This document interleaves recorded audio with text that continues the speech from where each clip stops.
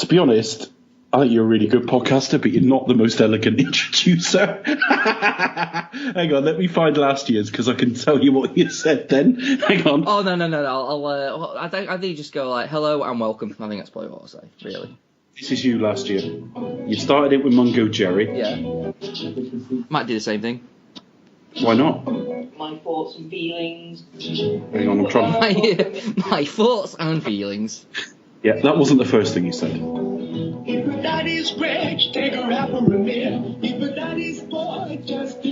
and welcome. It's the Cinetronics podcast back after, it seems to be like forever again. Apologies, but life.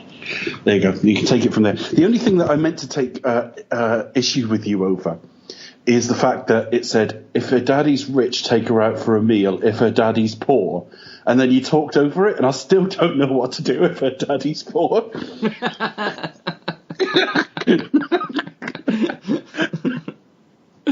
Yeah, it's one of those songs that I haven't really sort of listened to the lyrics. I'm kind of like thinking, actually, something.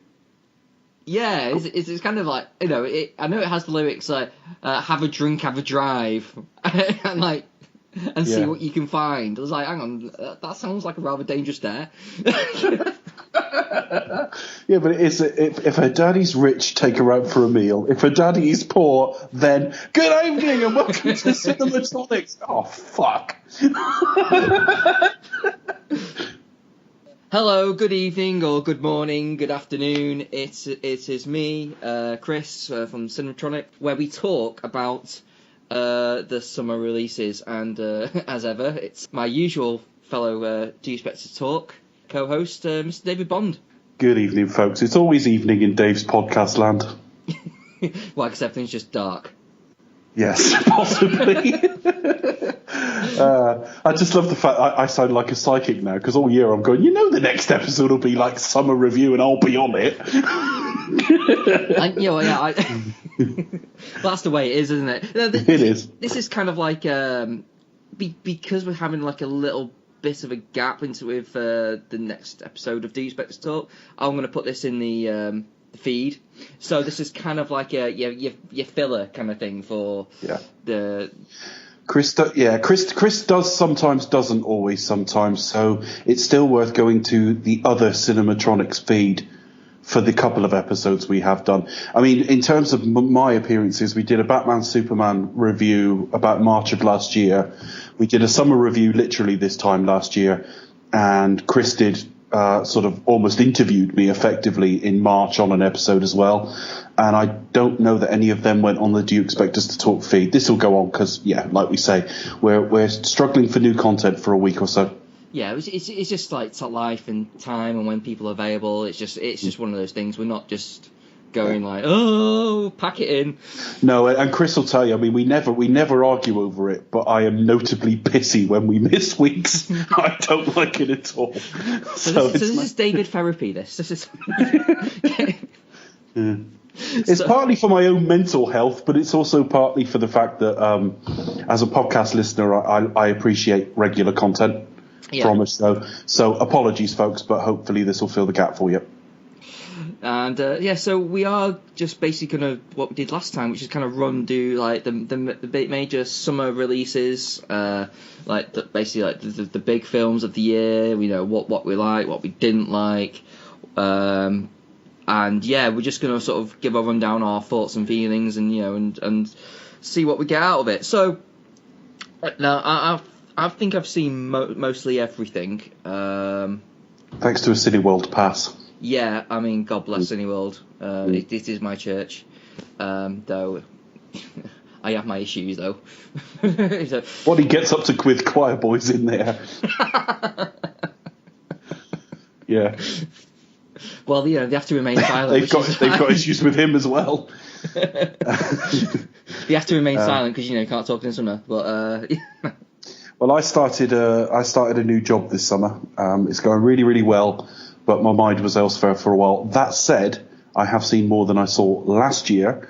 But as we've sort of just seen us before we came on air and we went through everything, we've been talking about this for a few days. But we had a quick look if there was anything we've missed. And certainly from my side, I've missed loads. Some of it is choice. I think, fifth installment in a franchise I don't like. There's a couple of those. And so on. But there are one or two things that I think, well, how come I didn't see that? But I've seen more, but I've missed more than last year. And I think that's actually a sign that I'd suggest it's been a better summer than last year.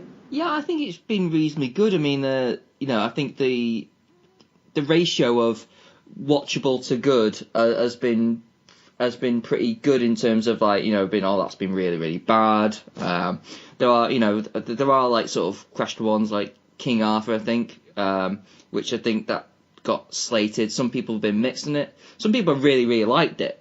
So I think it's one of those things where that divides people a little bit. So some people got something out of it, and some people really didn't get on with it. So that's maybe like a matter of taste, really. But as opposed to like really bad films, there's only really possibly Transformers, but that's not surprising, really, is it? The only thing, I mean, I saw the first Transformers all those years ago. I often have a very similar reaction to. I haven't seen this Transformers film, I must say at the outset of this little bit of conversation. But I saw the first one, and I saw the fourth one. Now, the reason I saw the fourth one was a friend of mine was off sick from work with stress and just needed to get out and do something, and he wanted to see Transformers Age of Extinction. So I went with him. And you'll know from listening to Do You Expect Us to Talk that I frequently complain films are sort of 20 minutes too long or 10 minutes too long or whatever. Transformers was about 45 minutes too long, which was just extraordinary. But I always have a very similar reaction to Michael Bay films. After about half an hour, because he's got such a toxic reputation in my head, after about half an hour of most of his films, I'll think, that wasn't too bad. And then I realise the film's nowhere near finished for a start. But also, the thing that frustrates me about Michael Bay is I think he's a much more talented filmmaker than some of the others that are put alongside him, like a Stephen Sommers or a McGee or a Brett Ratner. I think he's actually got more talent. It's actually his sensibility that gets in the way. But the one thing the one thing I did think, I was never going to go and see it, but this had a shorter running time. Did that serve it any, Chris? So it didn't feel it. My thoughts when going in with a Michael Bay Transformers film is I have to go in switching my brain off completely. I sometimes go into films happily doing that, really wanting to kind of I know this is going to be stupid, so I'm just gonna sit back and enjoy the spectacle more than anything. And that's kind of really all you kind of hope for with the Transformers films. I've got to say, objectively, this is a terrible film, and I don't mean it in a kind of political sense, as it has a nasty side to it that a few people complained about with Michael Bay. It's just a badly done film. It's just the script doesn't work, of course. The characters, they don't really sort of come together as well as they should. You think, what was the point of this? What was the point of that? Why is Hot Rod doing in a French accent? We don't know. And it's just it just adds on a bunch of stuff, and it's just okay. I mean, you got Anthony Hopkins just enjoying himself, which is okay. But it just doesn't make any sense really whatsoever. And you think, okay, well, what I really want from Michael Bay is, alright, fine, the plot shit, the script shit, the characters aren't really sort of working well. Just give me good spectacle and good action scenes. And I don't know what it is, because Michael Bay used to be really good at it. If you think about back to The Rock, you think that was peak Michael Bay. That was I know some people might say Armageddon, that's a matter of taste, but that was kind of age where you kind of knew what you got with Michael Bay. Yeah, it was kind of dumb summer fun, but they were actually proper fun blockbusters. And The Rock is still a staple action movie in my eyes. And yeah, it's just the action scene, the editing is just I can't really sort of tell what's going on. What was the point of that? It kind of builds for moments that it hasn't earned, and you're just you know what? it's just a bit of a disappointment, and I do almost feel like Michael Bay is just basically just cashing a check with the Transformers films. I think when he does move on to something else, like his Benghazi film was actually okay. I was actually that wasn't too bad really. Pain and Gain to a certain extent was him stretching himself a little bit. He's still divisive on those, isn't he? Because I really don't want to go into politics in this show because it ain't the place. But Benghazi offended a lot of people just from because it was so one-sided. And I know Pain and Gain has split opinion between being hilarious and actually offensively poor. And I think he's always going to be that kind of filmmaker, isn't he, Chris? That's the bottom line. I think those who don't love him will never be convinced. But at the same time, I think you're probably right. Having seen the first Transformers and then nothing from him till the fourth, the guy has lost an awful lot of interest. And he's letting things through in the script that I just think are fucking offensive, to be honest with you. That whole statutory rape conversation in 4 was awful. And also, like I say, the setup's normally okay. I mean, I think back to something like The Island all those years ago. Yeah. Which was really, we thought we were getting another Logan's Run type film, really. And it set up it was quite intriguing the first half an hour, and then it just devolved into mindless shit for the next couple. And I've never seen a director like it for pissing away such good premises so often. Yeah. But like I say, I haven't seen this one. Yeah, I mean, I think you're right in terms of like Michael Bay is better than the people he's lumped in with. He's in terms of like you got that sort of midnight shot. That's very cliched now, but it is a signature. There are certain times where you're watching a Michael Bay film thinking, yeah, that looks really good, though. Well, that was the thing with the fourth Transformers. Like I say, about 35 minutes in, I'd seen some decent shot making. I'd seen some decent acting performances. He actually tends to get reasonable performances out of his actors. I mean, people like Stanley Tucci and sort of Kelsey Grammer who were in the last one. Oh, yeah. I mean, you'd expect decent performances from them, full stop, but, they might go the sort of phoning it in route, and they didn't. They were both pretty good in it. So I do think he has some talent, but I think he's also... I get the impression from his films he's a man I wouldn't like.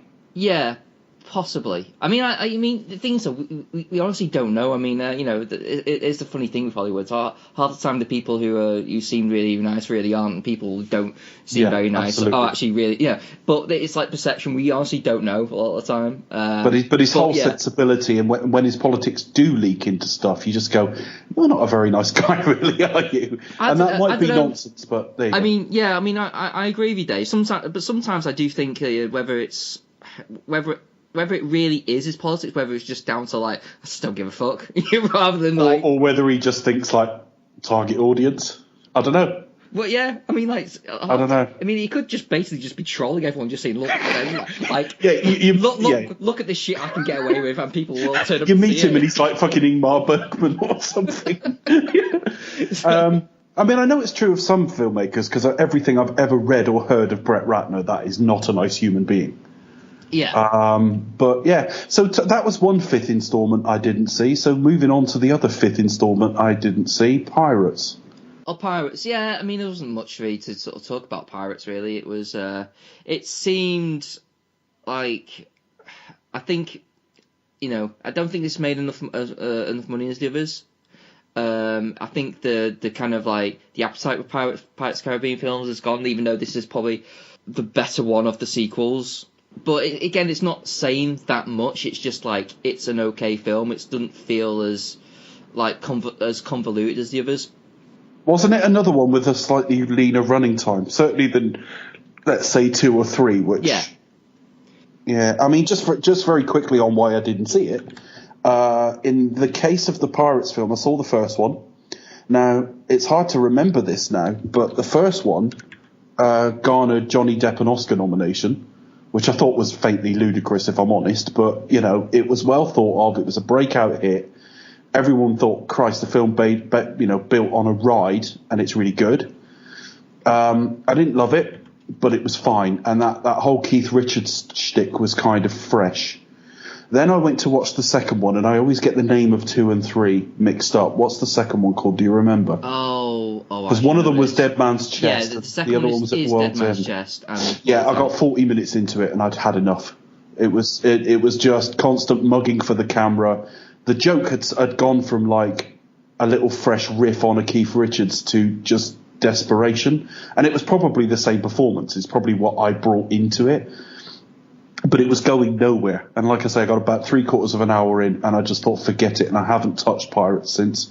I think Pirates 1 is still good, and sometimes I think it gets unfairly criticised with the other ones, but I think First Pirates as a standalone film is a really good film. A storytelling narrative in terms of how the characters interact with each other, it's actually really, really good.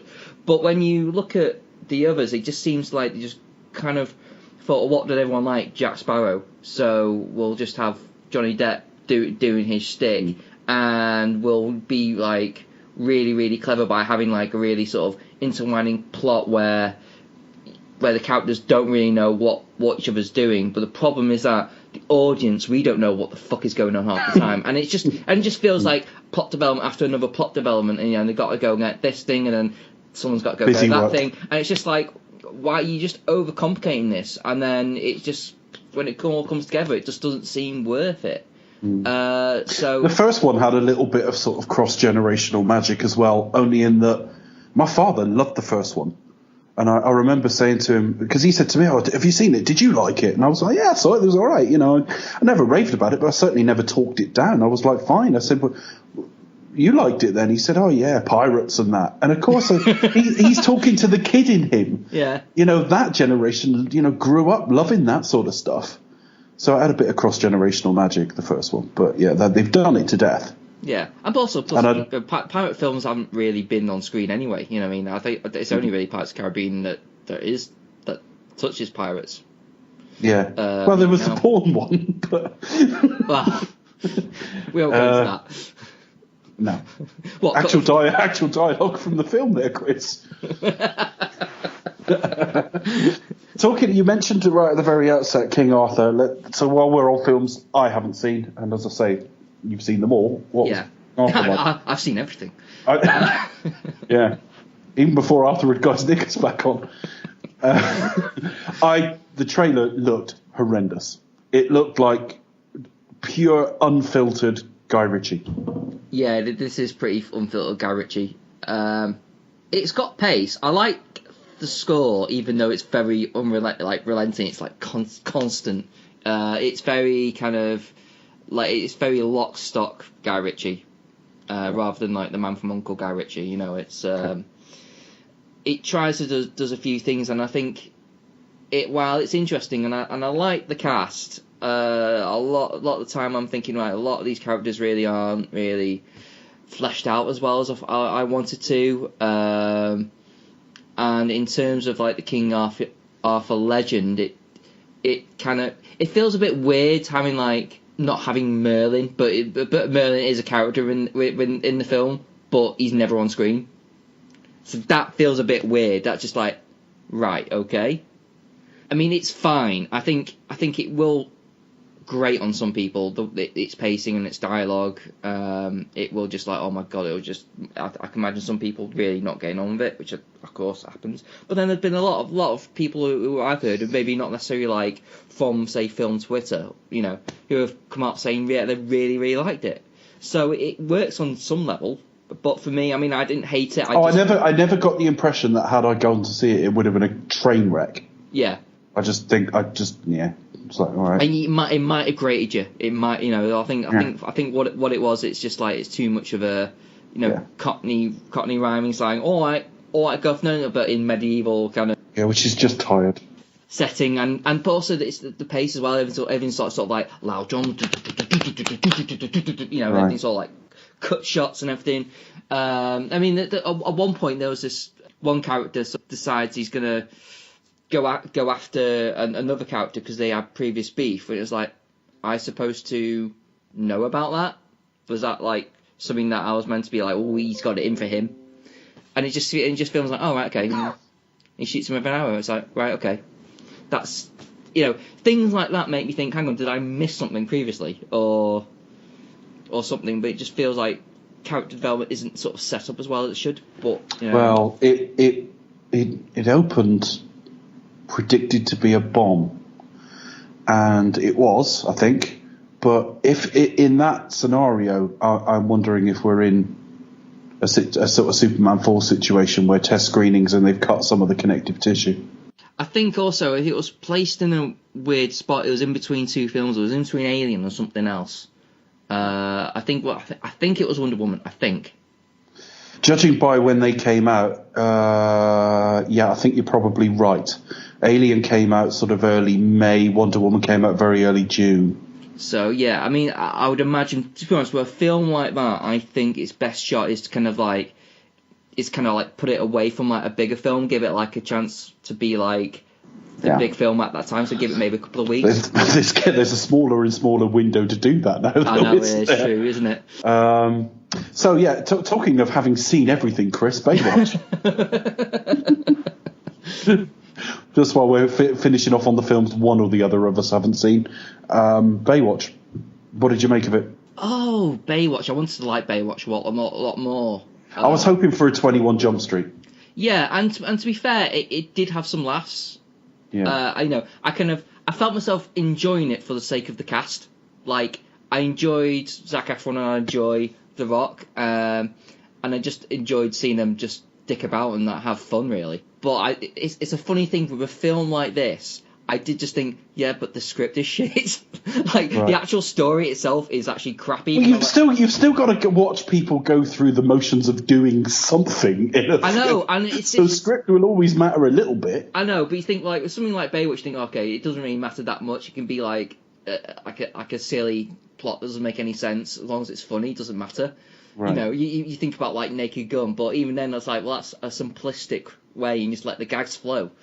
And here, it just think, well, okay, none of this makes sense. The characters don't seem to sort of like make the decisions they would do. You know, it seems like the character, like it's that typical thing where the story drives the characters, where it should be the other way around. So. Yeah, I felt watching it thinking like, okay, the script needed badly rewriting, and it probably could do with being a bit shorter. But you know, I wasn't down on it as some people were. I'd actually enjoyed my time with it, regardless. But it definitely could have been better. It was entirely going to be dependent on reception. In that, I heard it announced, and your first thought is, because Baywatch, they've been trying to get Baywatch on the big screen for a few years. And when they first said that, you thought it would be the fucking lunk-headed TV show, you know, just crap.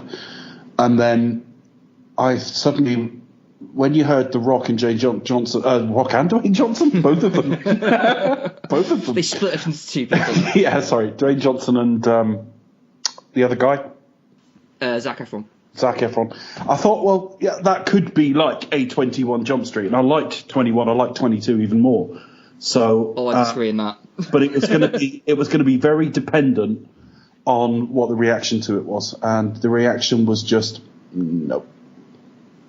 Yeah, it's a shame, but you know, I don't think it's terrible. I mean, it's probably one of those films that suits like a midweek Netflix watch. You know, kind of like, yeah, you're tired, just gonna sit down and watch something. Yeah, it'll be fine for that, but. It's not great. The other thing I think you haven't seen is Beauty and the Beast, which there's only one I've seen that you haven't. Beauty and the Beast, though. Yeah, Beauty and the Beast was. I mean, that made a shit ton of money, and it is still, I think, number one at the North American box office for the year. Really? Yeah. I suppose you understand why. It's very crowd pleasing. Again, I still thought.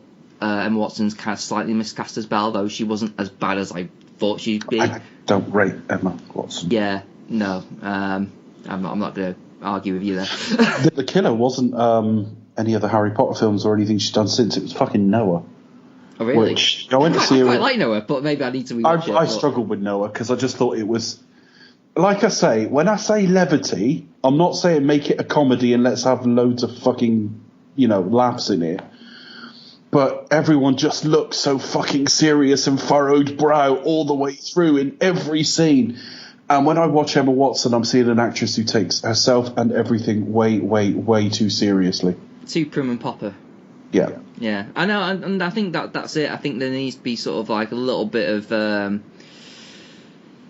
There's something about Belle to me. I maybe compare it to the animation too much. There's something about Belle that is kind of like just a little bit more full of life, whereas Emma Watson is a bit more kind of like straight up, button up, kind of like. She's acting. I'm the English Rose, don't you know?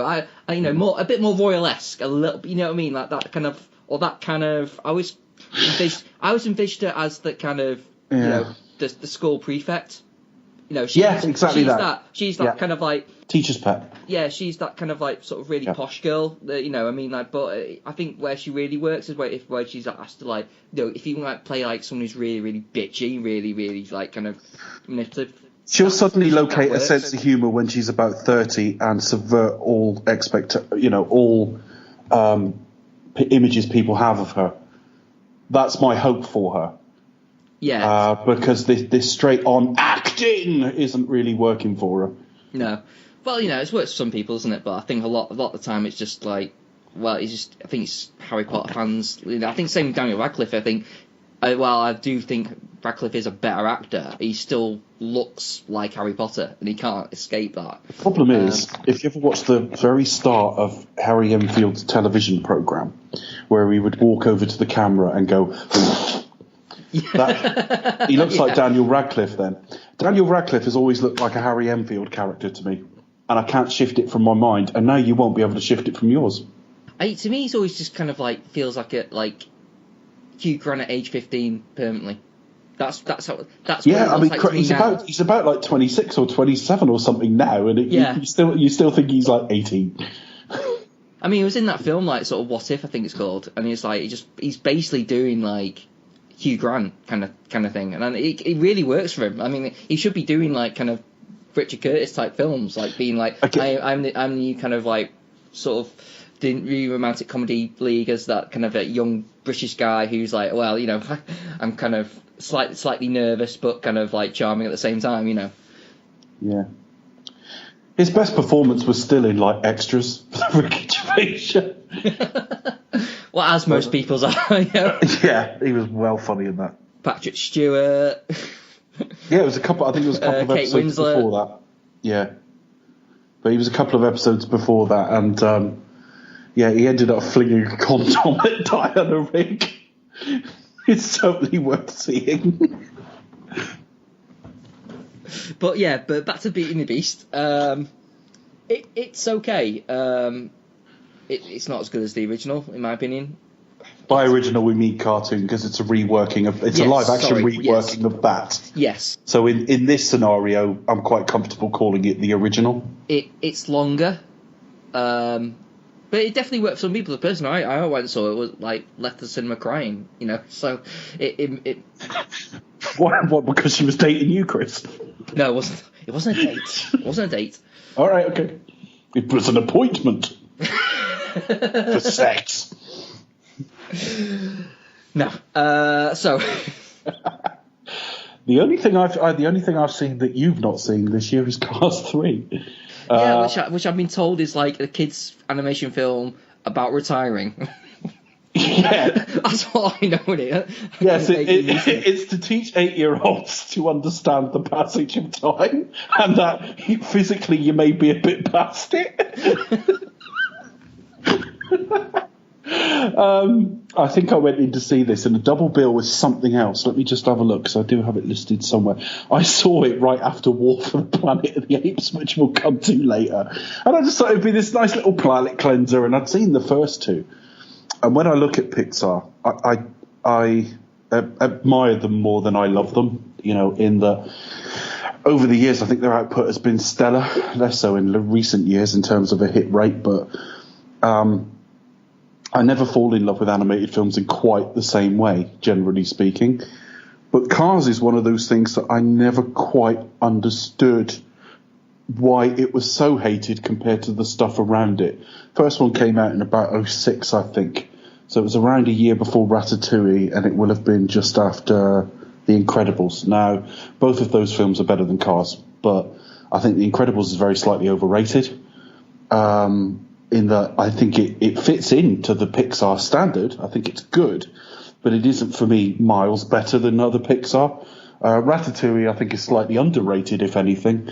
Much of those terms are entirely subjective, by the way, and a lot of people don't like them at all. But I thought Cars was fine, and I kind of enjoyed it. And then Cars 2 came out and got the worst Rotten Tomatoes rating of any Pixar film, I think I'm right in saying. And I had a really good time with it. This kind of slightly spy caper with Finn McMissile and all that shit. There were a couple of things in the plot that even I looked at and went, no, that needs to swap around. You need to have him lose that race and win that one. It doesn't make sense to do it the other way around. But I kind of enjoyed it fine. So I went in to see this. It had better reviews than the second one, and I think possibly better than the first as well. So I went in thinking, well, if they can crown a series of films I've actually quite enjoyed fairly well, then all right. And I was really bored. I thought it was a crap film. I thought it was really, really tired. And yeah, you're absolutely right. I don't know why they're shooting sometimes I do think filmmakers and even Pixar are guilty of this. They forget who their core audience are.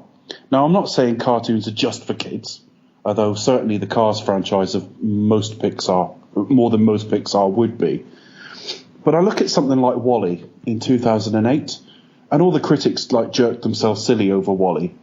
Well, I went to see it with my wife, as was at the time, but there were lots of kids in the audience, and they were bored. They were bored. WALL-E's for people who like 2001. It isn't for people who like the fucking Jungle Book. Exactly. They watched it and thought, oh, Silent Running. I like Silent Running. Oh, it's a Pixar film that's inspired by Silent Running. Yes, I like this. That's the point. It's like, a 45-year-old has sat down and written a considered review of it, and it's spoken to them, and it's spoken to their tastes, and it's spoken to the filmmaker's love of cinema, because there is some Silent Running in it. There's a little bit of 2001 in it. There's a lot of different influences in it. Actually, Silent Running is actually the closest. You're right, Chris. It perks up a little bit in the second half, in that when they get, at least I'm still talking about WALL-E, by the way. But so the kids perked up a little bit. But a few days afterwards, I think I went to see, I think it might have been one of the Shrek films or something like that. It was Kung Fu Panda around that time. And the kids in the audience adored it. And I'm just thinking, well, you can rave about WALL-E all over you want. It's actually failed its target audience completely. Now, Cars, and I felt the same a little bit about Wreck-It Ralph. Wreck-It Ralph is aimed at kids, and yet it's all aimed at the nostalgia of our generation. You know what I mean? It's do kids really know what an arcade is now? Young kids? It's somewhere you used to go to sort of smoke. And Cars 3's got the same sort of problem. It's being produced by the sort of John Lasseters of this world, who are getting a little bit older and who want to finish an arc of a story, because Cars has never had the most, has never been the most critical darling.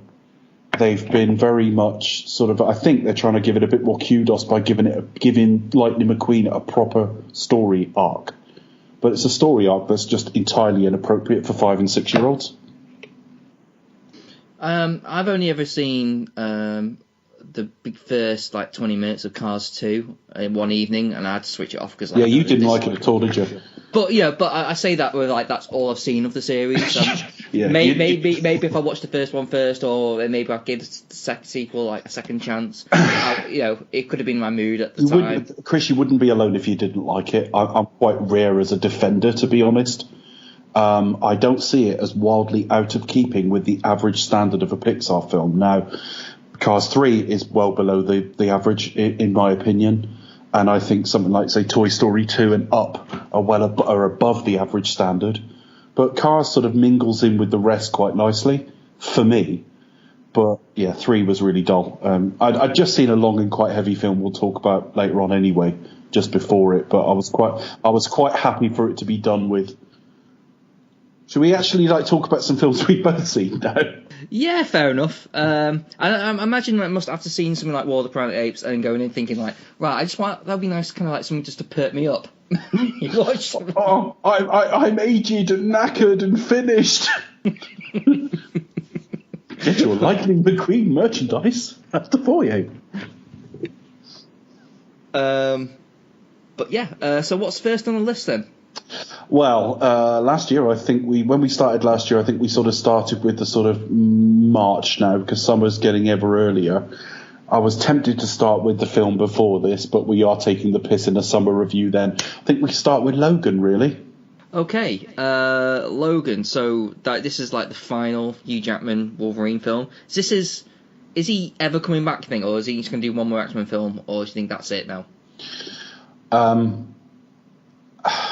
I think it's up there with when boxers retire or something. You know, you just never know. And half the time they will get sort of enticed back. I think he'd be foolish to come back after this. I think this puts the sort of exclamation mark on his tenure. I think what increases the likelihood that he will stay retired from the role is that Patrick Stewart announced it just afterwards. I think if Patrick Stewart had gone on, and they all know each other, and I'll assume they're fairly friendly, you know, he might have been teased back. He's always said he'd come back if they sort of got it into Marvel. You know, he'd come back to be in an Avengers type film, but I don't actually see that happening. Certainly as they know where they're going for the next 2 or 3 years, the Marvel universe anyway. And I don't think, unless they're keeping something very quiet, I don't think it includes Hugh Jackman.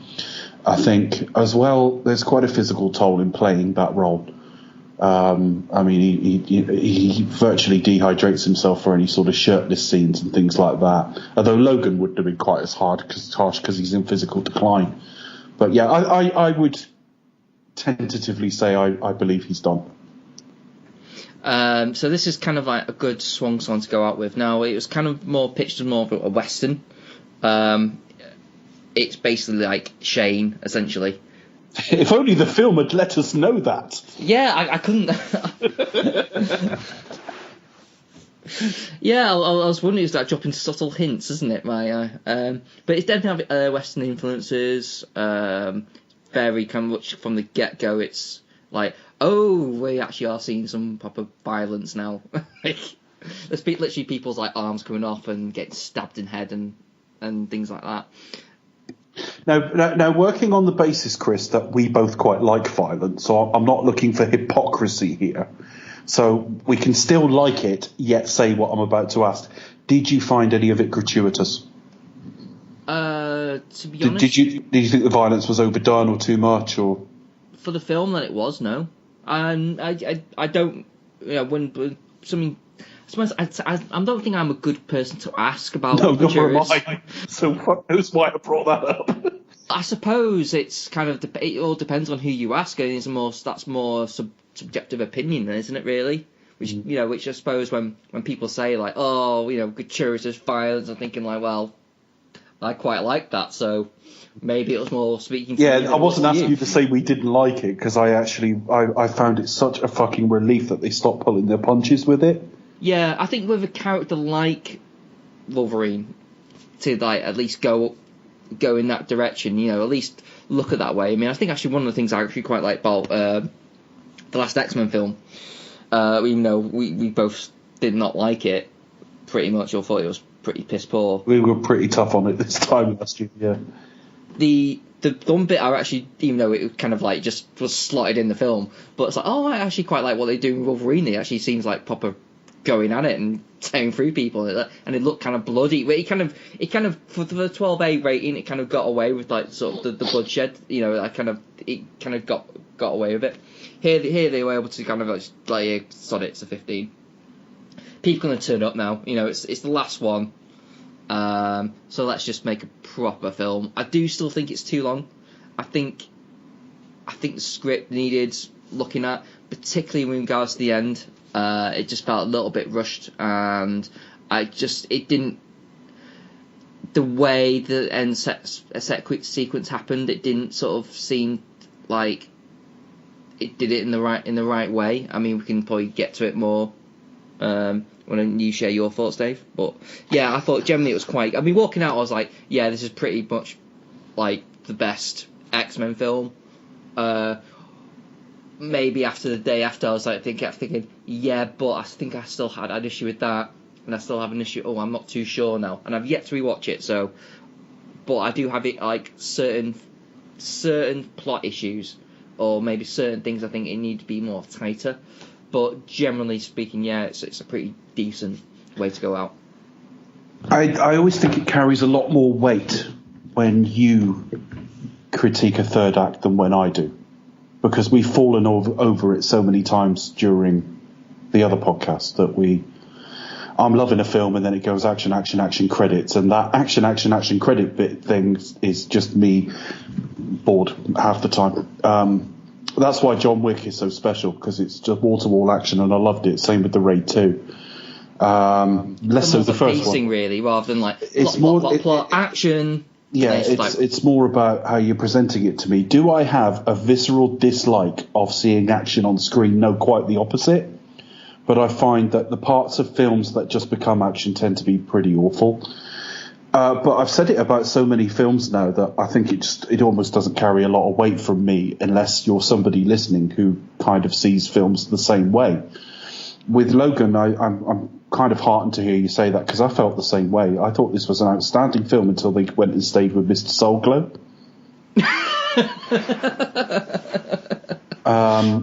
And as touching as sort of his last scene was, and a lot of people didn't like it, but I did like Patrick Stewart's last scene, because it strongly implied that he effectively killed most of the X-Men in a sort of demented episode, which we see several during this sequence, during this film. And the one in the hotel room where he just about gets to him to stop it is actually great, and I think it's really well made. I think it's really well directed. I think it's very... You feel that discomfort with the characters that are suffering off him. I thought Patrick Stewart was wonderful in it. I thought Hugh Jackman was wonderful in it. I thought the action early on in the film was great. I thought it works as quite a sort of critique of modern America in a lot of ways as well, in that, like, you know, if you are up against it financially and health-wise, there's very little help out there for you. And I really liked all that. And of course, when I heard they were bringing in the X-23 character, which is obviously the little girl who's kind of a kind of genetic... She's got Wolverine's genetic material. I hesitate to call her a clone, because a clone would be a young Wolverine, surely. There isn't actually like a young Wolverine in the film. Well, when I heard that... Sorry, a young... Oh, yes, sorry, yeah. I didn't clue into what you meant there. That's X-24, isn't it? But the X-23 character, unless I've got the number wrong, because it's about 6 months since I saw it, that was the young girl. And she, when I heard there was going to be this young girl in it, I was like, oh, fucking hell. Because I really struggle with... Kids. I mean, not kids in life, not even good child actors. I mean, there is a role for kids in certain types of films, family dramas and things like that. But most of the time, they're not seasoned enough as human beings to be actors. And so it's normally a bit tone deaf and jarring. And also, when you put it in a film, a kid in a film is normally there for such an ulterior motive to, I don't know, soften the hero or act as a MacGuffin. And she is here, but I actually thought she was fine. And they wisely gave her nothing to say, which helps. The de-aging effects, and we'll get to that a bit later on with another film, have got better and better over time. The young Wolverine looks like a much younger Hugh Jackman. Straight out of X1, really, doesn't he? Kind of. I mean, obviously it's going to be offset a little bit by the fact that he's acting opposite a version of himself made up to look older. So you could almost leave Hugh Jackman as he is now and it would still work. I really liked the film. How much I'd want to see it again, I don't know. To me, I mean, it's almost like an Elseworlds novel. You know, every time we get these tales from the X-Men universe now, they're almost like apocryphal because they've made such a mess of their timeline. But after last year and after X-Men Apocalypse, which I thought was the worst X-Men film of the series, the worst of the main X-Men films anyway, it was actually nice to get one this year that I quite enjoyed. I only wish they'd rest the series now for a while, but they're not going to. No, I think they're going to do another one then, and then that'll probably end up being crap as well. And they'll go, then they'll probably go, and then they'll go, oh, maybe we should just back off a little bit. So what was your issue with the third act? I know it's like the whole family. The family thing just took all the pace out of the film entirely, and it was two guys with a girl on a journey. And it kind of broke for no real reason, and they were following Wolverine with, you know, Soul Glow out to his farm because he's having some problem there. And that just seems to be an excuse to leave the house undefended, I think. But it's just killing the film. It just deflated the film terribly. And there was talk of this sort of, I forget, like I say, I've only seen the film once, but there was this sort of Valhalla type place that they wanted to reach to give the girl sanctuary, which is strongly implied she just read in an X-Men magazine, because this is a universe where the X-Men's tales have become exaggerated to comic books as we know them today. A bit like, and I mentioned this many times, Unbreakable and things like that, where the real world version of it is much dialed down. So when they got there and there was this sort of forest, I was a bit like, I'm a bit confused by this. I'm a bit confused by what they thought was there, what it actually is there in terms of what they can all do for each other or not. I was very confused by the motivations of the bad guys in the films, really. And I thought it was a bit of a waste of Richard E. Grant as well. I thought he could have been... Well, I think, why are you wasting time chasing this one where you could have just made another one? You already have made it. Yeah, and you've got this lab, a lab where you're doing things. So I wasn't... And I just thought it was a waste of Richard E. Grant, just generally. I just thought... I was quite, I thought this was going to be a real shadow hanging over the film, but there were whole parts of the film I'd almost forgotten him. The whole Act 3 thing, it's a bit like when you watch Unbreakable or the Dark Knight trilogy, when we were talking about how maybe the comic book world is an extrapolation of that, or an exaggeration of that, in fact. And this film almost postulates that there's X-Men in the quote-unquote real world, and then there's the sort of spandexed version of them in the comic books, and it isn't quite how it really happened. And in that comic book, there's this sort of sanctuary they have to go to. Now, so we always thought like perhaps there wouldn't actually be a sanctuary there, but they'd be still far enough away from danger. And when they get there, there are a load of mutants. Now, I don't know if that's kids reading the same magazine. Now I come to think about it, I'm not really sure. Certainly the CG work has got very, very good in terms of a younger Hugh Jackman. I thought the kid was pretty good, largely because she didn't have to say anything. But the film just let all tension out of it after they went to the farmhouse, apart from a lovely final bit of performance from Jean-Luc Picard, Patrick Stewart. And I blanked on his name for a minute, but I can always remember Jean-Luc Picard. And the last action sequence, as much as they'd been a real relief for me earlier in the film, they're like, oh, finally, you can actually show this properly. But I was losing interest in that last third. We already knew kind of Wolverine was very likely to die. I think you've never seen a film if you thought he was going to survive that one. And so the whole of the last act was trying to protect a kid I didn't wildly care about from a bad guy whose motivations are, I think, obvious, but at the same time not fantastically well drawn. And so, I lost a bit of interest in the last episode, but certainly up until they have that sort of accident by the side of the road and end up in the farmhouse, I think it's terrific.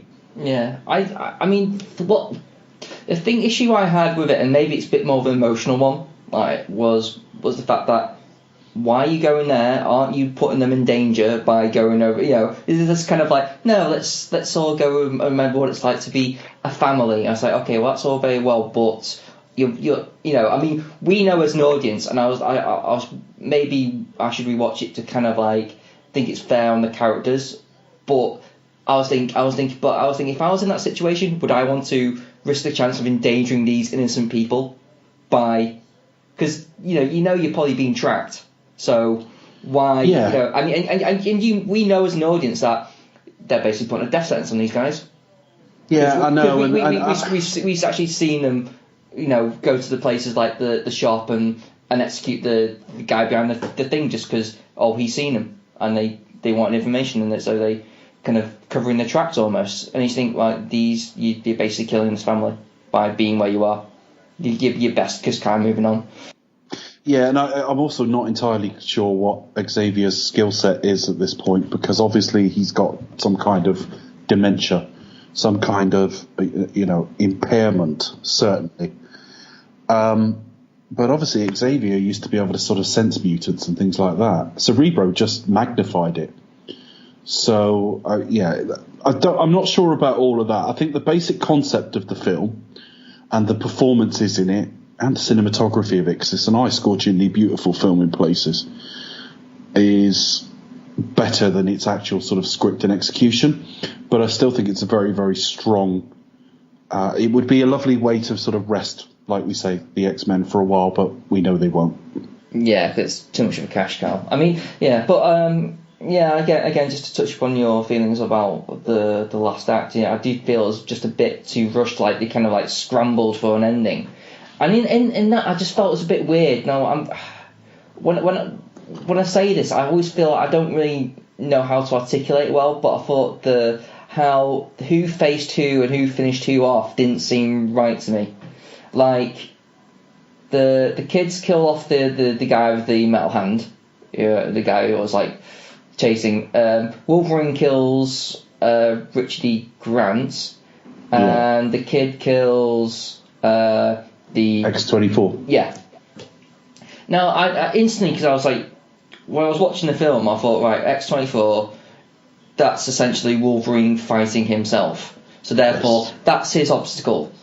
The Richard E. Grant has been the one who's been like sort of experimenting on these kids, therefore like sort of torturing them and or putting through like what sort. So it should be the kids who get Richard E. Grant.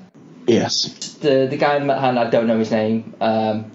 Even though I thought he was actually a good baddie in it as well. He's the one who's been purposely chasing after the girl. So it should have been the girl to actually have overcome him. I mean, I get why the girl would have to help Wolverine to... Yeah, because an old man can't beat a young man version of himself. But I get even from a narrative point of view that he needs to like say the strength / help from the girl to defeat his former self, but ultimately it should... I think possibly the killing blow should have been him. I mean, the girl could have provided some kind of distraction. Exactly, that's what I'm thinking. The girl should have distracted, or tossed him the gun or something, him. Or something along those lines, and it's a weird thing that doesn't often get discussed, and I just think, hang on, this is kind of it's a weird thing. Often when I watch films, sometimes I think, how would I have done it? And I think, the natural I would have done it differently. Are these, yeah, and to me, logically, when you're thinking about character and motivation, it just felt a bit off key, and I think, well, hang on. Was that deliberate? Did I miss something here? Does this actually work for what the film you were trying to tell, or have you just misjudged this? Have you just completely just got this wrong? Because it just felt a bit, because Richard E. Grant gets his head blown off straight away by Wolverine, and then Wolverine just gets his ass kicked by Weapon X, and then he gets shot in the head, and then Wolverine dies. It just felt a little bit like, oh, okay, was that it?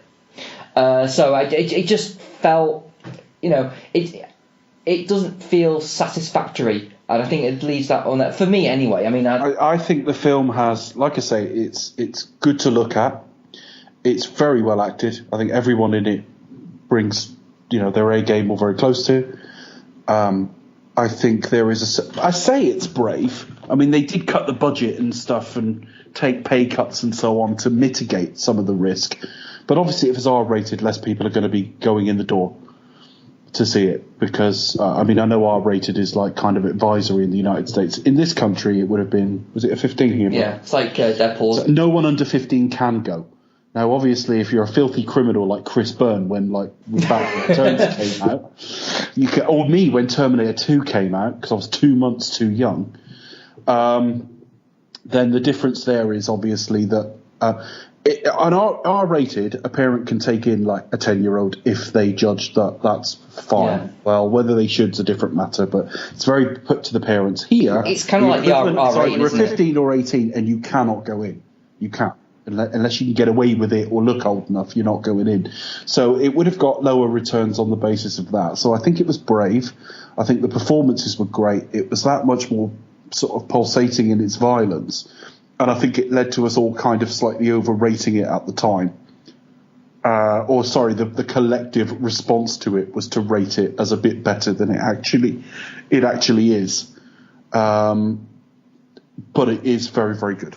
Yeah, I think I think for the most part it is a really, really top rated film, top end comic book film movie. It just towards the end it kind of let me down a little bit, but you know what, it can be forgiven for that, you know, because most films kind of. And for goodness sake, stop making X-Men films for a bit.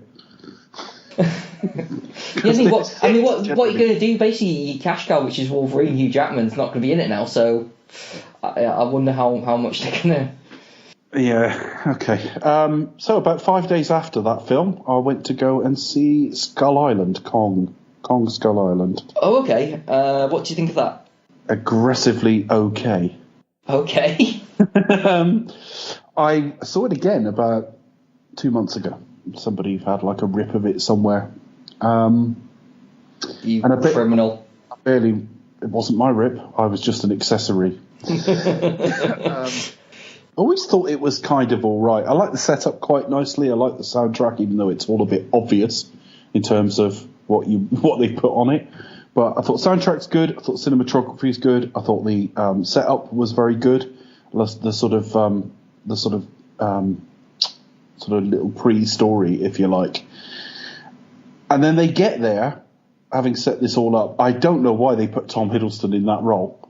We need a muscled badass, Tom Hiddleston. Yeah, I thought that was. He was miscast big time. Yeah, he was miscast. I mean, and I don't share everyone's disdain about the idea of him as a Bond. It'll never happen. He'll be too old by the time it comes up again. But I certainly could not understand why they put him in this film. Unless it's the same principle that has Warner Brothers wanting to throw Leonardo DiCaprio in anything vaguely Batman related, because it's Leonardo DiCaprio and fuck what the film needs. Maybe they think Tom Hiddleston's a bigger star than he is. I don't know, but I have no idea why he was in the role. I also cannot believe the waste of Brie Larson in this. Yeah. Why was Brie Larson even in this? Because you needed like a female, a main protagonist. Kind of slash Jane type. I know. I mean, my issues with it. I mean, though, I will say off the bat, I really enjoyed it. I enjoyed it great. That's the point I was just going to very quickly make. That I enjoyed it the first time, with some reservations and all the same ones I've just said. Like, why have they cast him? And they wasted her, didn't they? But you know, it had moments of humour. The action was pretty good. Kong is wonderfully animated. There was a lot to like about it, but I tried to watch it again about 2 months ago. And I did watch it because I was there with other people. So I got through it all, I believe. But I didn't care. Truthfully, I didn't care the second time. It's got no rewatch value. Okay. I mean, I was actually looking forward to revisiting it as well. I mean, yeah, off the bat, I enjoyed it. I think the thing that was actually a fault that I enjoyed the most in terms of that character was Samuel L. Jackson and his attitude towards Kong. I thought those things were done really well. I would have liked to see a film a bit more about that, and it felt like everything else kind of like a bunch of characters which you didn't really kind of develop or fleshing out. Like some characters were set up, and you think, okay, they're going to have they're setting someone up here. Oh no, they're dead. They took so many characters just to have a body count, really, because it's very difficult to set up a whole sort of platoon of soldiers and like the people who are trying to run the mission. Because I mean, John Goodman got forgotten for bits of the film. There was a bit where he's like talking to Samuel L. Jackson, and I'd almost forgotten he was in it, sort of thing. It was a very difficult act to sort of balance that cast, and I'm not convinced they really did it. Although as comic relief goes, I really like John C. Reilly in it. Oh yes, John C. Reilly, yeah. And again, that was another thing. I think it was like you had John C. Reilly and Samuel Jackson basically sort of doing like carrying majority of the film, where everyone was kind of like scrambling for a reason why to be there. Well, I mean, yeah, that film screamed Tom Hiddleston is the lead, and then it didn't really play out like that, did it? No, and he just didn't look convincing as this like hard badass kind of guy, really. I mean, he looked okay. I mean, he muscled himself up for it. He looked slim. He looked fine. There's something about his eyes that you don't think he would be that easy to intimidate. So he has some of the constituent parts of what you need in that role. Yeah. But the overall effect is still he's still in my head floppy-haired old Etonian. and I've got nothing against that in the slightest, but that's not who you cast for this. I think if they approached this character differently, because given the time setting that is in, I think it's the 70s, isn't it? It's during, I think Vietnam's just ending. Yeah. Or is it still during Vietnam? I can't remember if it's. I think it's early 70s. I think he's been there something like 28 years. Wouldn't that put it in about 73? Yeah, I can't remember. Like, is he American in it? I can't remember now. John C. Reilly is. No, he can't be. He's speaking British accent. Yeah, okay. No, Tom Hiddleston's just doing his normal voice. Okay. Had these, because it's kind of set him up as kind of like SAS kind of dude. If he set him up more as a your standard British Regiment Army kind of general, not just say general, but you know what I mean, that kind of like. I know the terrain. My boys were there 10 years ago. A little bit more of that elk, more like sort of like it's like it's okay. He's just a posh military guy. He's brought up proper. That would have played a lot more, but they went for more kind of like I'm more street, more rivet. You've got to be convinced he can win a bar fight. You've got to be convinced he's very smart. So how do you say someone who is a bit more like rough around the edges? I think that's where I'm going with. Now it's not to say he can be equally as badass, but they go with someone a bit more like I'm from. Funny talking about Bond. Daniel Craig could have played that role. Yeah, but actually I was thinking Tom Hardy. Tom Hardy could definitely play that role. In fact, he'd probably be better casting. Yeah, because you can instantly buy. Yeah, well, he's a tough guy. He's hanging around in Singapore or wherever he is, like on the street, on like getting to know. You can easily just sort of see him there, where it just like he just sort of sticks out like a. Well, we said it when we talked about Suicide Squad last year, when we were talking about Joel Kinnaman's character. That was meant to be Tom Hardy. Yeah. And I said, well, Joel Kinnaman did fine, but I could totally see Tom Hardy bossing around a group of like metahumans, as they insist on calling them. I think you're probably right. So yeah, bad miscast, but in a film that I kind of enjoyed.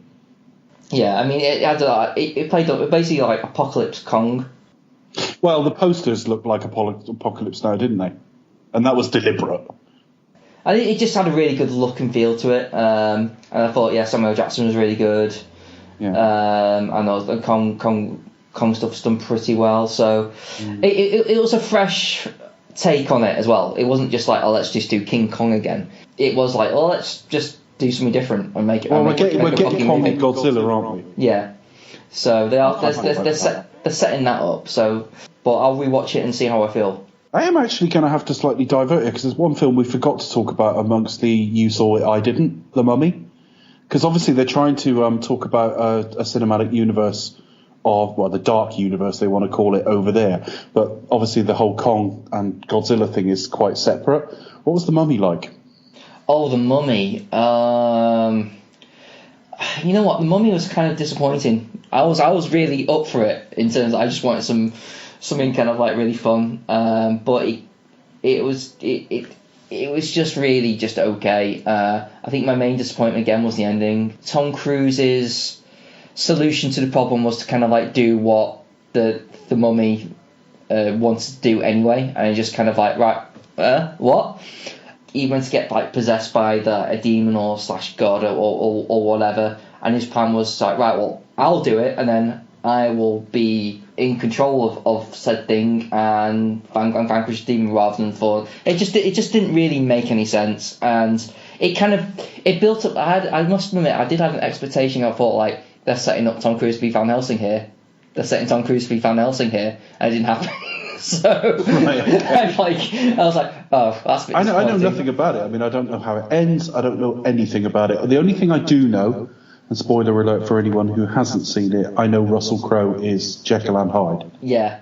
A lot of people had an issue with like his performance. I didn't mind it, to be honest with you. I mean, it was more like kind of plotty kind of stuff. I mean, but his Jekyll basically goes like a little bit more yellow-eyed and then starts talking in a bit more Cockney accent. Because London is... Yeah, he basically turns to Grant Mitchell when he... Does he? Yeah. He Does he start serving everyone pints of lager?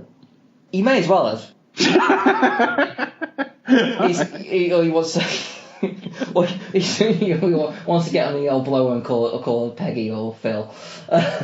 Yeah, no, it is a bit of a disappointment. It's a weak film to kind of start. On paper, I think Russell Crowe would be perfect as Jekyll and Hyde. Yeah, and I think there's still room for it. You know, there's life in this universe? Do you think? I don't know. The next one is Bride of Frankenstein, isn't it? Right. I think. Okay. I mean, you've already cast as Johnny Depp as the Invisible Man. Which I'm not sure how well. I don't. That is a studio just picking big names, isn't it? Yeah, I do think there is. I think there is potential, but but to be honest, I can't see it picking up. Unless Bride of Frankenstein is great, that might help it. I don't know. It depends on how much money they make. So we will wait and see. Apples and oranges, but Kong's the better film. Oh yeah, definitely. Okay. Definitely, yeah. I would say so. See, now, when we were talking about Logan, we were saying about one of the themes was showing him what it was like to have a family. If only we had a film series that was all about my family. Yeah, talk about Phil Mitchell, yeah. The next one on my list is Fast and Furious 8, or The Fate of the Furious, as it was known in some territories. Yeah, so what do you think of that? Was it kind of all the same? More of the same, really. I think just very quickly reminding those of you probably who've heard a lot of me podcasting might already know this. We do intend to cover Fast and Furious one day as a series. I don't think it's anytime soon. It's quite low down the list, but we intend to cover it. But at a headline level, the first one I saw was the 6th, because a friend of mine said, I want to go and see it and you're coming as well. So I was like, all right. Went in there kind of against my will and really enjoyed it. And to the degree that I went and got the box set of the first 5 and only liked the 5th. So the first 4 entries in that series I don't like at all. 5 is great. 6 is slightly less great. 7 looks like what it is, a massive compromise built around the death of a major character, so I'm not going to blast on it too hard. This is kind of a similar standard to 7 for me. I think 5 and 6 best it. I really liked the Cuba stuff earlier in the film. I thought it was a lot of fun. I just thought, because it's getting to the point where it's like, what can we do to up the ante here? Let's have the car go through the finish line backwards on fire. I kept thinking, what if that car actually killed someone? Would think Vin Diesel would actually sort of like walk over and reevaluate his decisions, going like, maybe I shouldn't do this dangerous stuff because someone actually died.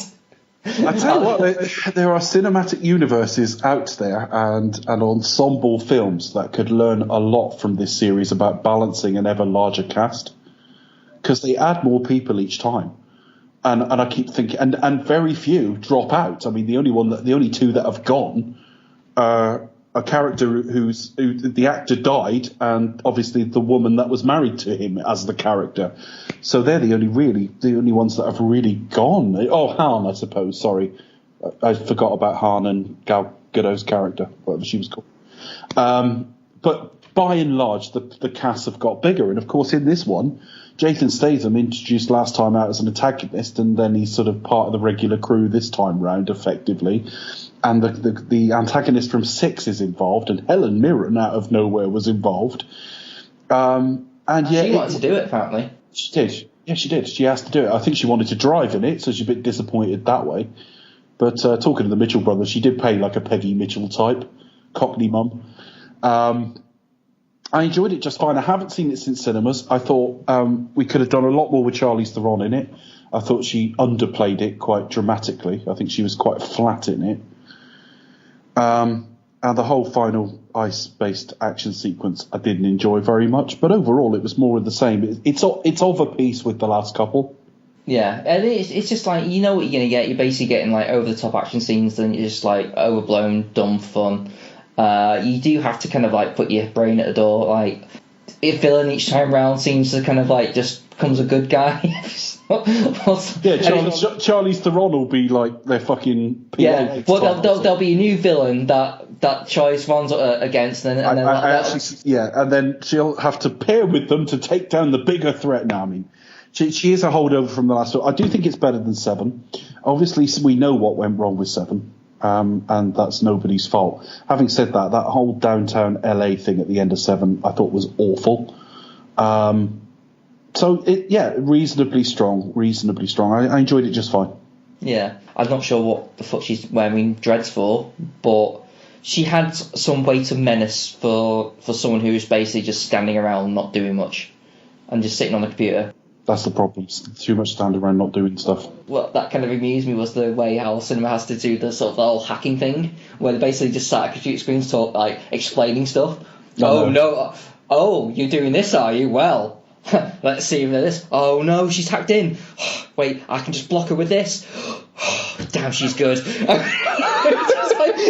It's along those lines. I know. I know it's terrible. Having said that, I thought the whole was it in New York? They had the sort of driverless car chase and stuff. Yeah, I quite enjoyed all that. Thought it was really well done.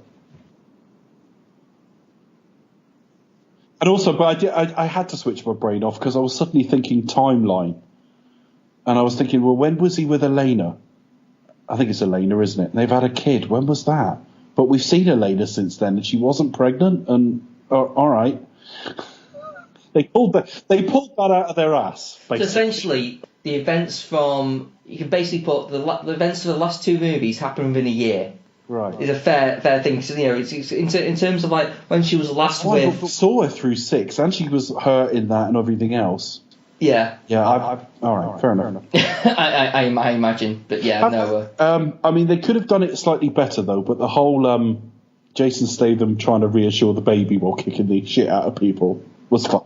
Oh yeah, that had a few sort of that reminded me of John Woo's Hard Boiled. That was like a little bit of a nod to that, I think. But yeah, that was like. Yeah, I just love Statham. Statham's great as an action star. I'm kind of looking forward to what they're going to potentially do with the Rock and Statham. Yeah, they're talking about a buddy spin-off, aren't they? Yeah, which I'd be well up for that. They sparked off each other very, very well in this film. Yeah, sworn enemies last time round, and given the fact that the intro to Statham in the last film, he blew up a hospital, which and no one's bothered he killed Han. Yeah, and don't get me wrong. They know in this series they'll find a way that Han didn't die and he'll come back or something. But as of now, the characters believe Han was killed by... And it's even softened like his brother as well, like Owen Shaw. And they're like, oh, Mum! But yeah, good fun. He's part of the team. It also had Kurt Russell, which is always good. They tried to replace Cole Walker with Scott Eastwood. That got a real rough time in the press and amongst people I knew. Yeah, I thought it was alright, actually. I think it's. To be honest, I was actually a little bit more like I don't think the film gave him enough, because I think from the get go the film treats him almost like a joke. Come to fair, like as soon as he's introed and like Rock just picks him up and shoves him against the wall, and you think like, well, that puts things in perspective, then, doesn't it? We can easily be like pushed around that much, and the film really doesn't give him the opportunity to give him a reason why, or it doesn't. Yeah, they send him out with the crew a bit later on, and that's a bit out of nowhere, really. But there you are. I don't know. Maybe in the sequel he'll have a better shot at it, maybe. But yeah, that's my fault. I just thought more the film will let him down rather than anything. But who knows? So what's next on the list? Guardians, I think. Oh, is it Guardians? Jesus. Right, okay. You can go first, buddy. I fucking love Guardians of the Galaxy 2. I think it's one of my favourite Marvel films. I've seen it twice now, and I think it's a perfect example of how, how I was saying before with Baywatch. I think it was Baywatch when I said this before, about how characters drive the story, not the other way around. And that's exactly what this film does. I think it's very, very well written, very well thought out. It has some very strong emotional beats, and I think it handles its characters and subject material and sets things up for Avengers and for the next Guardians film quite well, I thought. You thought the same, didn't you, walking out? I felt its strengths were... although it feels kind of a piece with the first one, I thought its strengths were all in different places. And I mean in the running of the film, the structure of the film. Because with the first one, I mean, I loved it. I thought it was absolutely outstanding. It starts off with a sort of a riff on kind of Indiana Jones, but there's a bit of Star Wars in there. We get just enough background to sort of get us through the film. We're into the dialogue's all great, the humour's great. It looked great. It's one of the few Marvel films that actually really used its 3D. It looked pretty good. I don't normally see them in 3D, but I went through a spell of seeing a few of them that way. And Guardians looked really good. But the last half hour, as we trip over all the time, didn't like it. I thought it was really fucking bored. I didn't give a shit. All that last action sequence with them firing up at the sky again, I just tuned out entirely. Whereas I thought this film actually had the strongest third act I've seen in a Marvel film for a very long time. It owned its emotions and it owned its emotional beats. There was a lot of pissing about and humour in it, and in some respects it was a little bit more self-conscious than last time. I think the choice of music and everything was in danger of being we've seen this before. But Kurt Russell comes into the film, well, from that action sequence with Drax hanging out the back of the craft onwards, I thought it did almost nothing wrong at all. Thought it was outstanding. Yeah.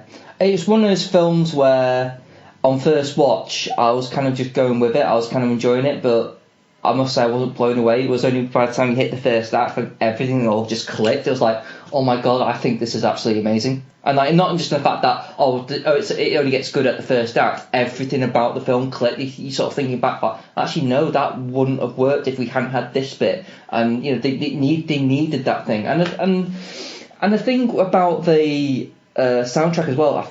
I thought last time around it was very much more like a greatest hits type. It's all around general party one. This time the music choices were a lot more thought out in terms of what it means to the story. And they used it a lot more. Like you find that Looking Glass song used, about Brandy. There's actually meaning to it and how it fits in the film. Father and Son, perfect way to end the ending of that film. They also use Fleetwood Mac a little bit more. So they use that twice. So it's a little bit more like sort of signpost about where they are as Guardians. I thought it was much more well drawn out. I mean, I genuinely think if you ask me to sort of take one on pain of death, I think there's a freshness to the first one that's not easy to replicate. And I think all things being equal, I think the first one I probably prefer. But there's not a lot in it. And like I say, the third act of this was stronger, much, much stronger, partly because of it, partly on its own merit, but largely, like you say, from what comes before. It earns everything it gives us in that film. I don't know where it's going to come in the Marvel rankings. You'll find out, guys, within the next 12 months, because we're covering Marvel in about 2 or 3 series time. But, it might be a bit longer than that, actually, because we might break it up, and this is phase 3. So I don't know when we'll get to Guardians 2. We'll get to Guardians 1 relatively soon, I'd have thought. I'm funny with these. I mean, I'm not desperate for Guardians film after Guardians film, particularly. It's an adjunct. It could almost be a cinematic universe of its own. You could build off, Sylvester Stallone's crew and all the rest of it. It's almost, Guardians could almost be something that was sat off at a different studio. I'm glad it isn't, but it's an adjunct. And obviously, we know they're going to be in the Avengers next year. And bring it on. Really enjoyed it. And I would happily watch the old Guardians film with Sly and Vic Rames and. That was like a lot of fun. I mean, I loved how we actually heard Sly doing a stereotypical. That's Sylvester Stallone. Oh, there he is. But we even see it, it's like kind of brought a smile on my face. Yeah. Even then, also give a special mention to Michael Rooker. Oh, wonderful in this film. I found him vaguely irritating in the first film. I think you're meant to be honest. Sort of, effectively a hick, and not a very moral one at that. But it all is all thrown into straw, really. On an emotional level, this is a far stronger film than the first one. As a film, I don't know. But for me, and I think I'm hearing from Chris as well, it earned all of it, and it did it all right. I think also, it's an easy thing to sort of to say like, oh, we haven't got many good villains, and I think it's going to be difficult to point out Kurt Russell on this as like, oh, he's not really your stereotypical strong villain, but in terms of how they, for the character who he is and what he means to the film and how they did it, it was really, really well done. Like, and it made James Gunn has proven himself very good, in my opinion, at delivering exposition, because there was very, I can't think of an obvious way around Peter having his background explained to him, but it's explained in a visually interesting way. Yeah. Well, the kind of like sort of weird, like in the kind of weird cubicles with like the weird animation. Yeah. It just, everything kind of seemed to make absolute sense in character choices and how everything there. Even the last moment where he's sort of saying, no, don't do this. You'll cut off anything you have in terms of like your godlike powers. Like sort of. And he'd be like, well, you'll only be human. And he just says, well, what's wrong with being that? And from that moment of seeing that, Kurt Russell doesn't even understand that aspect, because he's just a god. He's like, human, why would you want to be human? And he's just like devastated by the thought that he'd just be happy just to be a human. He assumed when he found someone with his skill set, that person would be delighted to find they had that skill set. But yeah, there'll be a couple of hour version of that review coming sometime down the line. Yeah, we'll have properly rewatched it again and everything else. I did see some of it again a day or two ago, but I've got an interesting relationship to them because I think they're the freshest part of the Marvel Cinematic Universe. But I still don't think the first Guardians was the best Marvel film that year. Winter Soldier was. So on the next on the list is Alien Covenant. Or Alien / Prometheus 2. This is a funny one, this.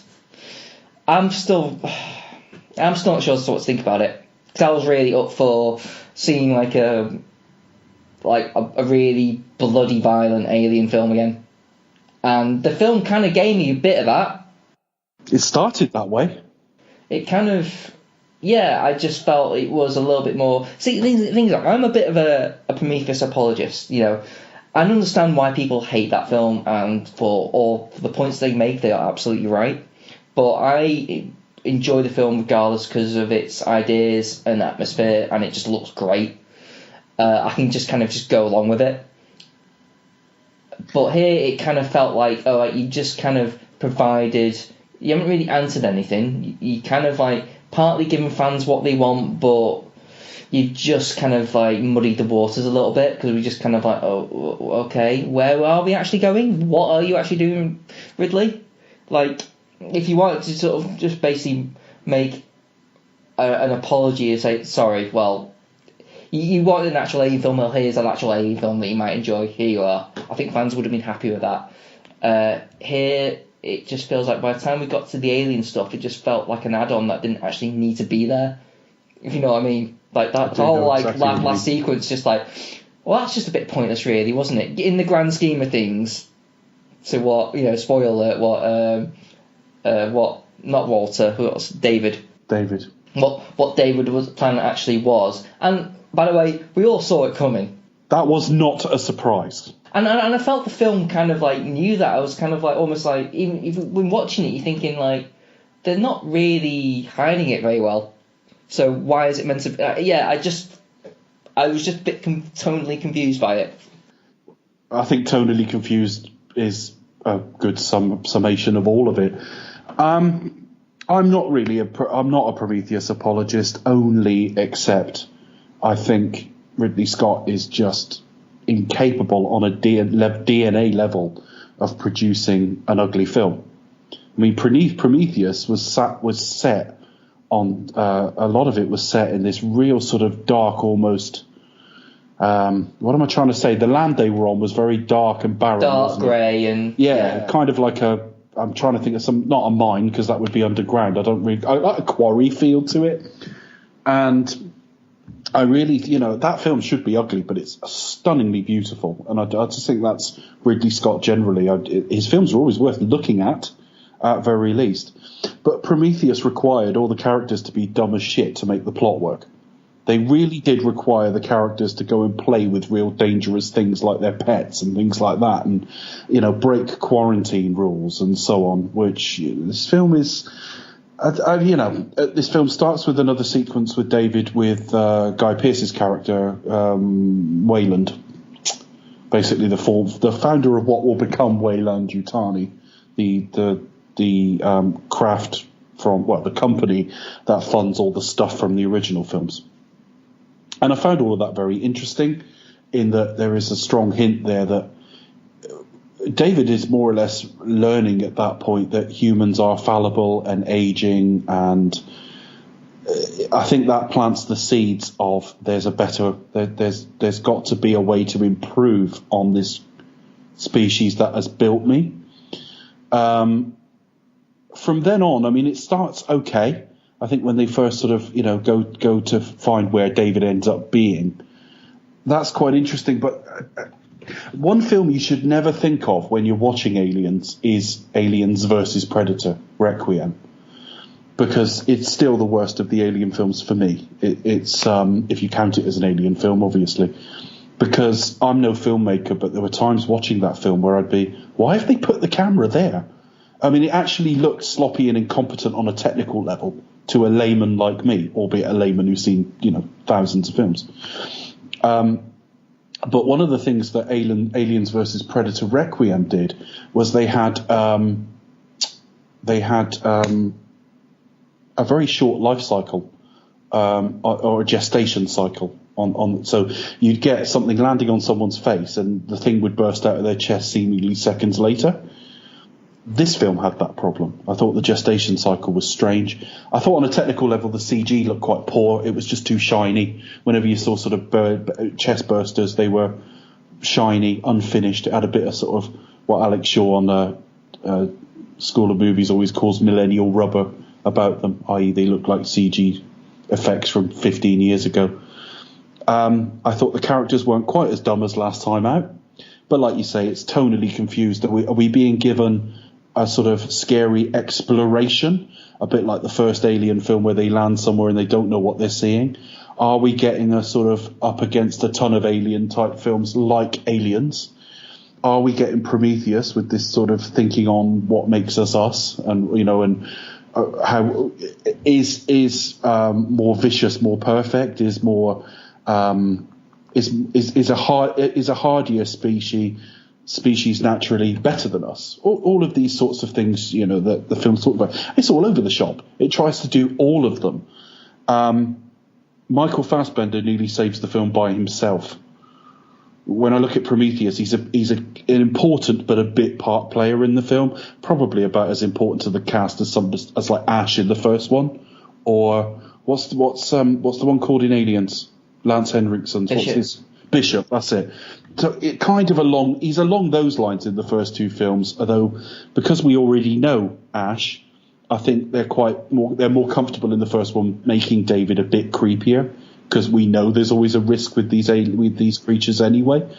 This film, I thought, because obviously we had the two different characters he played, I thought it was fascinating, and I thought he was a much bigger part of the film, not necessarily in screen time, but he just felt more central to it. And he nearly saved the film. But I'm going a long way round there to saying I think he was okay. I think it was okay. I've got no desire to watch it again. And I feel a little bit about it. I mean, I will watch it again because presumably we'll do the Alien films at some point. But I feel a little bit about it like I feel about Terminator, that in some respects I almost don't care how good one they make now. I think it should have stopped years ago. They've gone so far beyond the natural cycle of these things now that I just think it needs to be done. I don't know that you can save this universe now. No, I think I think there is more, and I think there's an appetite for more Alien. They just want a good Alien. They want some good Alien films, whether it just be. I think at this point we all want Aliens again, even though that's not my favourite. If it's just like an 18 slasher fest, or if it is something where along the lines what Ridley Scott is trying to do, but we would like that to be more successful. I think about Ridley Scott is I think he's a really good director, and I think he's really more consistent than people give him credit for. The only problem is, and when I do say this, he's more consistent. It depends on what script he's working. If you give him a good script, like that's well thought out, he will direct the shit out of it. But The Martian was magnificent. Yeah, exactly. I mean, he might be a bit tone deaf in like what he thinks works, but if you give him like a script, you know, he'll certainly make it look good. So at the very least, you'll have something like on lines of maybe something like maybe his late 80s, early 90s stuff, where it's just like, yeah, it's okay, it's nothing special, but you know, it's watchable and it looks great. So, you know, that. But they don't know now, and at the heart of Alien Covenant to me is a complete dichotomy over. They don't know what they want the series to be. Yeah. Now, my favourite of the Alien films is the first one. Okay, it is. Yeah, I'll agree. But I think at this stage, we all just want aliens. Rather than that, and they're sort of caught up between this sort of existential film, an exploratory film, like an exploration of an area, and action. So we're caught between philosophy, action, and exploration, and Alien Covenant tries to do all of them and makes a bit of a mess of all of it, but Michael Fassbender's wonderful. Yeah, it's a hard job to kind of play essentially a robot, but an evil robot. You know, imagine that must be quite difficult to pull off. Yeah, and he plays him as fascinated more than anything else. Yeah, well, he's probably more fascinated. But yeah, he does kind of like, it's the subtle way in which he's just really creepy and really almost like hammy and look in some parts. Yeah. But it works, you know, because he's basically being a robot. And I'll do the fingering got such a fucking laugh, because that line in itself is a massive fucking double entendre, but the whole sequence is. I don't know whether it was just because they didn't notice. I'm not sure how deliberate that was, because the rest of the film was so serious. I suspect the first one was an accident, and then once they noticed it, they just wrote on from there. Fuck it, leave it. But not great. I mean, do I think it's better than Prometheus? I think Prometheus is kind of a purer film. I think it's got a clarity of vision and what it's trying to do that this one doesn't have. But at the same time, like I say, on a pure script level, Prometheus requires such leaps of stupidity from its characters to make it work. And I didn't feel it was quite as bad here. No, it just felt a mess in a different way. But we'll see if Ridley Scott will come back and do another one. I don't want to see any more in this world, but we'll get more. And we at least know there'll be some pleasures in it, because I haven't found either of them hatefully bad. I mean, you know, they're all right. It's just I came out a bit disappointed because I really felt, even the throwing of the word alien in the title, I felt that like there was almost going to be a slight course correction here. And what they've actually done is muddied the water. In as much as I don't like Prometheus and probably enjoyed this more, I think I would have enjoyed Prometheus 2 more, because that they know what it is they're trying to make. Yeah, they sort of like stand by your convictions, you know, and can justify and correct things in your own terms rather than kind of appease to the Alien fan base. Yes. Having said that, I think drop all pretension and just appease the Alien fan base. Basically, just give us aliens. Yeah. Or effectively, even though I prefer the first one. Like an upmarket. Get somebody in with not vision as such, but get a real solid actioner out of them. Yeah. Like a horror actioner. Who'd you like to see do that, or think Ridley would still be a good choice? I don't know. I mean, if you give it, it really does depend, because I never know, because you're right on Ridley Scott. You know, you almost took the words out of my mouth. He's very, very script dependent. Hence, The Martian's great, and this isn't. But at the same time, I'll never forget the whole story I read around the making of what became Robin Hood, because it was meant to be a film called Nottingham, told from the sheriff's perspective, and they were going to be played by the same guy and all the rest of it.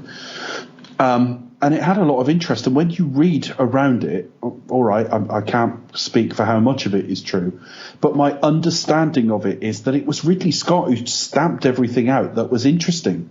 It was him, saying to the script, we need it more like this. And he ended up with what we got, which was really bland. So on the one hand, you think, well, it's one thing to say, well, if we get the right script, but it's how much is Ridley ruining his own scripts at this stage. Do you think Ridley Scott's just like a little bit of a little bit mad? Not in the kind of like in the proper sense, but just in a little bit. He's a little bit. Well, there's an eccentricity that I mean, if someone came to me with the idea for what would have been Nottingham as opposed to Robin Hood, any flaws I would have seen in the script I'd want to work on to protect that idea. So even if there were problems with it, I just think, no, that's a genius revisionist take. And Ridley sent it all very bland. By the time we were talking about this film coming, and there was news around it, I think this is when we went on the Black Hole Cinema podcast, it was one of the news items. And I said, well, let's see The Martian first to see what this guy's got left. And The Martian was outstanding, and it was a bit of a false dawn, I think. I tend to think Ridley should just be a producer now on this series. I mean, if as we think it will carry on. But having said that, it didn't do that well, so no one knows what's coming next. Yeah, maybe it might just be left there with David just infecting everyone with chest busters in a economy of humans. Yeah, I must say, what a way to end though. That is, it was a strong ending. Oh, definitely. Wonderful and creepy and sad. Yeah, it's great. Good. But I mean, even there, I'm getting fed up with seeing characters wasted in films. Now, it's a coincidence in this case that it's a woman, same as when we were talking about Skull Island. But what a waste of Catherine Waterston. She was all over the marketing. We thought she was like a new Ridley. Or Ripley. Ripley? I'm not sure about her hairstyle, though. It feels very, like... boyish. Well, it's not even boyish, but it just felt like... Is she like Joan of Arc? Or is she like a medieval knight or something? I don't know, but... I think she's an actress with some promise. Again, I think she's just doing the best of what she's got, really. She was just a bit wasted, that's all I'm saying. I don't think she didn't do anything wrong. Interesting to see sort of James Franco cameos and all that. But, yeah, James Franco as a burning face. Yeah. And what's his name? The guy who does comedy stuff. He's actually okay. Danny. Yeah, Danny McBride. That's it. Yeah. I thought he was very good, and I can feel echoes of the first Alien in that, because he is a bit of a southern space trucker, isn't he? Which is exactly kind of in keeping with the sort of cast we got first time out. So I can feel a bit of Alien in this and a bit of Prometheus, and yeah, but messy, I think, at best, and really damaged by some... I'm quite forgiving of effects, but I thought the CG was a lot weaker than it should be for a film made in this year. Maybe it was rushed, but yeah, I just thought also the different aliens just kind of like muddied the waters a little bit. Like there was like it's like what is going on, and and there's just certain little things like a guy says, I'm going to take a piss, and then has a cigarette, and then gets infected. But then why would he say I'm going for a cigarette, and then well, couldn't you just have the character just take a piss and have exactly the same thing? What's that add? Or have him saying, I'm going for a cigarette. Yeah. Or what? Yeah, it just felt like, okay, is there a reason why he just lied? or did he have a piss and thought, no, I'll have a cigarette as well? Yeah, I know, it's just a bit weird. Yeah. I don't know. And the infection was a bit random as well, because is this water-based, air-based, both, none of the above? Yeah, one of their nostrils, and what was the other one? The other one was in the eye or something, wasn't it? I can't remember. Yeah, well, one of them got like a chest buster just from like David putting something on like a dressing. Yeah. It's just like what? And the other one was something went up his nostrils. Yeah, that was a different alien, to be fair. that happens. Okay. But yeah, no, I mean, it just kind of, but the whole thing just adds to it, and just like, okay, well, where is this going? Like, in terms of, it's just very confused, and it just felt like it's just kind of, we were left with more questions than answers. Which is frustrating because, I'm all for, mystery and trying to figure things out and maybe things being addressed later. But firstly, you got this problem of everything just setting up stuff that never gets answered. And I'm convinced a lot of the time the filmmakers don't even know. They'll figure it out next time, maybe. Yeah. So I do get a little bit fed up with that. I mean, we've seen it so more. We've seen it more since the sort of institution of the cinematic universe that, trying to set everything is setting something else up rather than just living on its own. Yeah, I think that does annoy me. And I think we see it with Star Wars as well. We see it in a lot of film franchises. And it does bug me. I just think, when you're left with something like, well, I don't really know I can form an opinion because I have to wait and see the next one before I can really assess it hand in hand, you know what I mean? It just feels, can you not just create a film that sort of just stands on its own and then we can just pick up from the next one? If you know what I mean? But anyway. So, speaking of extended universes... Yeah, so fuck extended universes. Anyway, what's next, Chris? Well, it's DC with their next stage in the extended universe with the quite popular Wonder Woman. Yeah.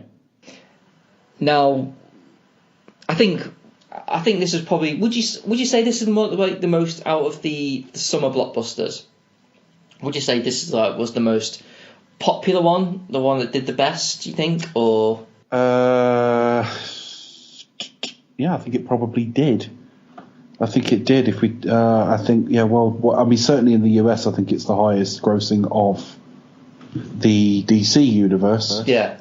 I'm just going to look it up. Actually, let me look up the film a minute. I think it might be topping the sort of summer schedule, if you like, because obviously Beauty and the Beast is at the top. But we're not counting that as a summer film. Although, having said that, I think it was around the similar sort of time to Logan, which we did count, but that's much more of a summer film. Wonder Woman has done $407 million at the US box office, and it's done a worldwide total of 807. Now, when you think Batman vs Superman only did about 860, but largely because of toxic word of mouth, and it's also outgrossed Man of Steel and I think Suicide Squad as well. It's outgrossed, again, I'm just looking at the American box office now, it's outgrossed Guardians 2, Spider-Man Homecoming, other films we're going to talk about here. So, yeah, I think I think it had legs. It didn't open as huge as some films, but it really had legs, whereas that was the complete opposite with Superman Batman. Last thing with Wonder Woman, she's got a nice set. She's got pins. It's got pins. The Batman Superman opened huge. It opened with about $550 million or something like that, but then collapsed. I mean, it took something like 55-60% of its overall take worldwide in the first weekend because everyone said, this is shit. Wonder Woman opened nowhere near as big and just continued to make money throughout the summer. So, yeah, absolutely outstanding from that perspective. And I'm just pleased because it gives other films with female leads and female directors a shot. If this comes out and is an epic flop and isn't very good either, it sets the calls back years. It's just nice to have. I mean, what really worked about the film that I don't like putting any of this sort of like politics and like especially with gender stuff. I'd rather just leave that at the fucking door when it comes to films. And what was really great is that the film didn't. I mean, I was kind of hoping that it, if anything, it didn't sort of pander to that. It didn't sort of like give me like basically like a lecture on feminism. I was just rather like, right, okay. And the film didn't do that. It no, it didn't, on its own because 2 feet. She didn't have to rescue Chris Pine too often. No. That's what I thought the film would be. That he was the lantern-jawed hero who then became like putty in her hands and stuff. Yeah. And I say that as somebody who's never read the comics of Wonder Woman, so comic book readers might tell me, well, he was never painted like that. But this is Hollywood, and we know what Hollywood can do for good and ill. And they didn't. I think they approached that film as equals, I felt. Yeah, it felt very organic. I liked his ending. I liked where they went with his character. I thought if I had one criticism, I did feel like the ending could have been done a bit better. Oh, this falls right into my third act problems with films, I have to say, and it looks like a DC third act as well. It looks like Batman vs Superman looked in its last third, for example. It just does. And I have every reason from trailers to think Justice League will have some of that as well. So I didn't like the third act very much at all.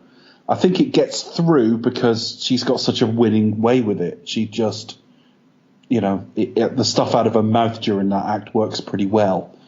But everything is set up, and particularly the bits in London and so on, are absolutely outstanding. Yeah, I said it kind of plays a little bit more like a mix between Captain America and Thor, the first Thor film. Yes, it's kind of like does. fish out of water, but set like that. Well, not only that, Asgard is not unlike. You're the only person who made that point of everyone else on that island talks like her, so it just feels like everyone on the island actually has like a Gal Gadot accent. Yes. Yeah, it's just something I noticed at the time, because her accent is noticeable. It doesn't make her a bad actor, but obviously something in her native tongue means that in English she puts all the emphasis in quote-unquote the wrong places in sentences. Plus there's an accent there. Whereas, I mean, if a Brit does it, you think, well, instantly that's a bad actor. But this is cultural heritage. It's not to be blamed on her. But what they did was Robin Wright Penn, Connie Nielsen, and everyone else spoke with that accent. And so it's just what the women of Themyscira sound like. And it serves the film quite well. Yeah, it was just like a slight little thing that I just never thought about. And I think that's to its testament that I never thought about it till you mentioned it. And I think that's kind of where its strengths are. I thought it handled things very well. I mean, I think the major set piece that stands in everyone's mind is the going over the trench, isn't it, in World War One? Yeah, it is. Although I preferred her Arkham Asylum bit just after that. Oh, okay. When I say her Arkham Asylum bit, if you remember, there's a bit in Batman Superman where he comes crashing through the window in that. There's a bit where she goes into a damaged town and does very similar, doesn't she? Oh, okay, yeah. It's like the bit afterwards. Yeah. Where we proper see her in action. Yeah, I liked that more.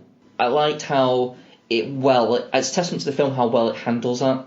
Like, you can quite easily see them, like, with some filmmakers and some films kind of like being a little bit disrespectful or being like a little bit kind of you're taking something that had naturally something that is historically, I guess anything that's kind of like is still historically relevant to something that was really that is essentially tragic, that involved the deaths of quite a few people that people may still remember. To this day we still like we're poppies for a reason kind of thing, and to kind of have something that is meant to be this big moment in this big superhero film, kind of maybe it takes a skilled filmmaker to kind of like not only that, walk that line, putting humour in it as well. So yeah, it can. There's a balancing act there. At no point did I find this film disrespectful to any of it. I really didn't. And I can kind of feel like, so I did hear some rumblings of like them wanting maybe not to do that, which I can actually kind of understand. But I think it's a testament to the Patty Jenkins that she had a vision for it and she stuck to it, and it paid off. But yeah, no, I think there is a really sort of nice sort of balance to the whole film. It's very organic. The only problems is towards the last act, but for most of the time it works really well. Yeah, I mean they don't trail David Thewlis that well, and then suddenly he's this big villain, and it's okay. The whole Thor thing, the whole Zeus thing, was handled okay. What I like, there's a nice naivety to her. There is a really nice. She is a pretty good physical comedian. Yeah, there's a good sense of. I think every hero needs to have a flaw, and that was like in this film particularly. That's hers. She's kind of right in almost everything that she says, but that's her flaw, that she is still new to this world and doesn't quite understand how certain things work. So we as an audience are thinking, is there really an Ares? Like, or are you just taking what is literally there? We're thinking Ares as a more of a presence rather than like an actual physical metahuman, So yeah, I think that kind of worked okay. I mean, who we led to believe is Ares was actually an actual historical figure, wasn't it? The way the film paints it, yes. So there is a little bit of history sort of retelling there a little bit, but for most of the time, I think the film is a pretty decent film. I mean, I like the fact that that nothing about it is too self-conscious, because if you think of an island full of women, you could either go Fwah! or really masculinize them. Yeah. And they did neither. They were perfectly feminine but perfectly self-sufficient as well. And actually, we're talking about it now only in that it's almost a talking point how little gender is a factor in any of this. It just plays like a really good superhero film. It looks very good, and I've got to give full credit to Chris Pine, who I blow a bit hot and cold on. Not literally. Not like tea then ice cubes. I'm not suggesting that. But like, come on, every Friday. I'm a bit. Comes around to mine, and I blow hot and cold on him. I don't. I've always been a bit not sure about him. He's quite charming, but I thought he was excellent in this. I think he was excellent in everything he did. The script had a good awareness about it. I say the stuff on the boat when they're talking to each other.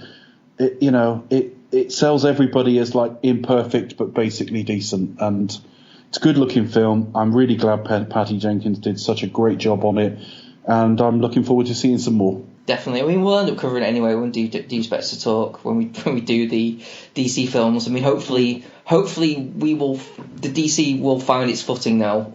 Well, I'm not a Man of Steel hater. I know some people are, so I'll be okay to that film. But certainly, Batman Superman was terrible. Suicide Squad was a wasted opportunity. So it was due one that's like good unreservedly, not just it's pretty good by DC standards. Yeah, it is good by Marvel standards. Yeah. I mean, I think we can probably just sort of draw a line under Justice League. We can just kind of go, we kind of know what we're going to get with this.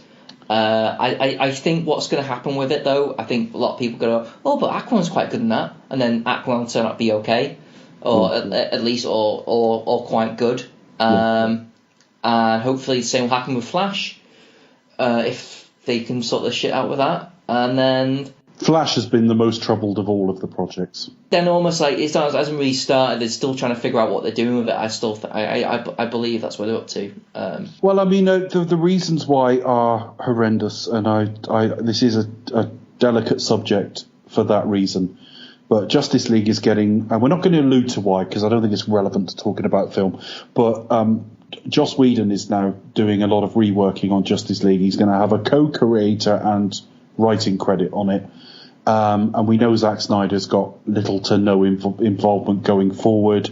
So this universe has got no excuses now. It's got characters established in place. There's very few issues with the casting in general.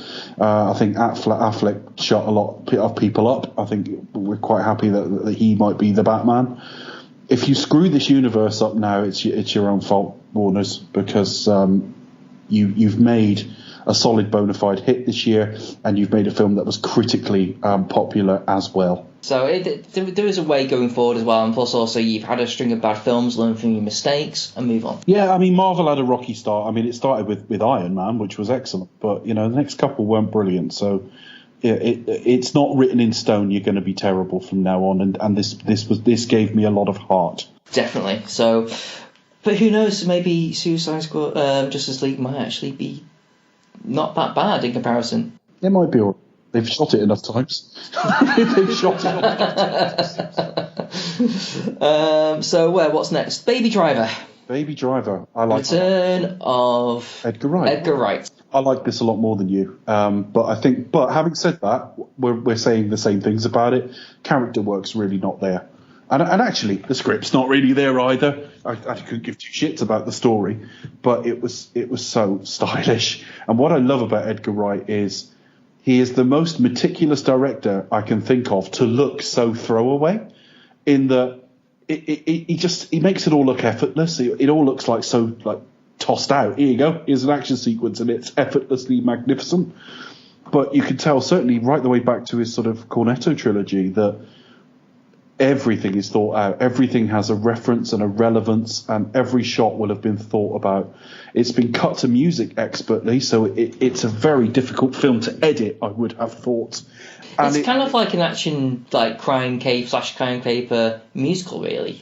It is. I think that was his vision. It was kind of like, well, how can I work like a musical sensibility with? I mean, I'll just finish my point simply because I don't actually have a massive amount to say about it. So all I really want to say about it is it was a wonderful cinematic experience. It kind of blew me away first time. But it's a film I don't have a massive need to revisit. There's films on this list I've gone and bought, and they're pre-ordered and they're on their way. Baby Driver isn't one of them. But as a pure blast of cinema, where it is about sort of the visuals and the journey and everything, I really, really enjoyed this. And that's all I want to say on Baby Driver. Chris, talk about what you felt. Yeah, I mean, I wished I had that. I mean, I didn't hate it. No, I must stress. Sorry to interrupt, Chris, but obviously I read Messenger between me and you and Becca all the time. You were actually very positive. We're framing it as though you didn't like it. You spoke quite highly of it. I did. I mean, the thing is, though, I think because also it is the thing with me. When a film comes out and everyone raves about it, I tend to sort of talk about things I don't like about it. So I come across as like kind of like a negative Nancy in that aspect. So yeah, I mean, look for me, it's not like the 5-star film that it like the reception it got. For me, it was more like it's a 3-star film. It's good. It's definitely worth a watch, but there are definite flaws. I didn't have that same sort of whiff of like, oh my god, this is magical cinema about it. I probably would have gone with it a lot more if I had. I think I was set up a little bit. I think because what happened, I saw it at the at a limited screening, and Edgar Wright popped up just before it came, not in the cinema.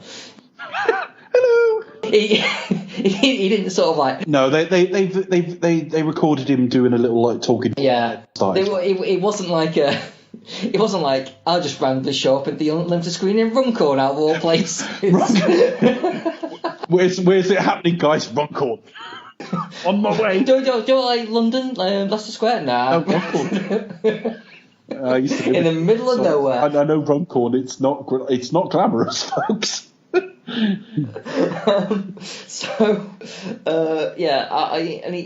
did a video message, and he kind of like talked about how like all the stunts were kind of done for real, and I was like, oh okay, and it was kind of like really sort of like great homage to like stunt driving, and I was like, all right, so I'm expecting to see like some really good stunt work like on screen. He's going to really sort of visualize like the great work that these guys do.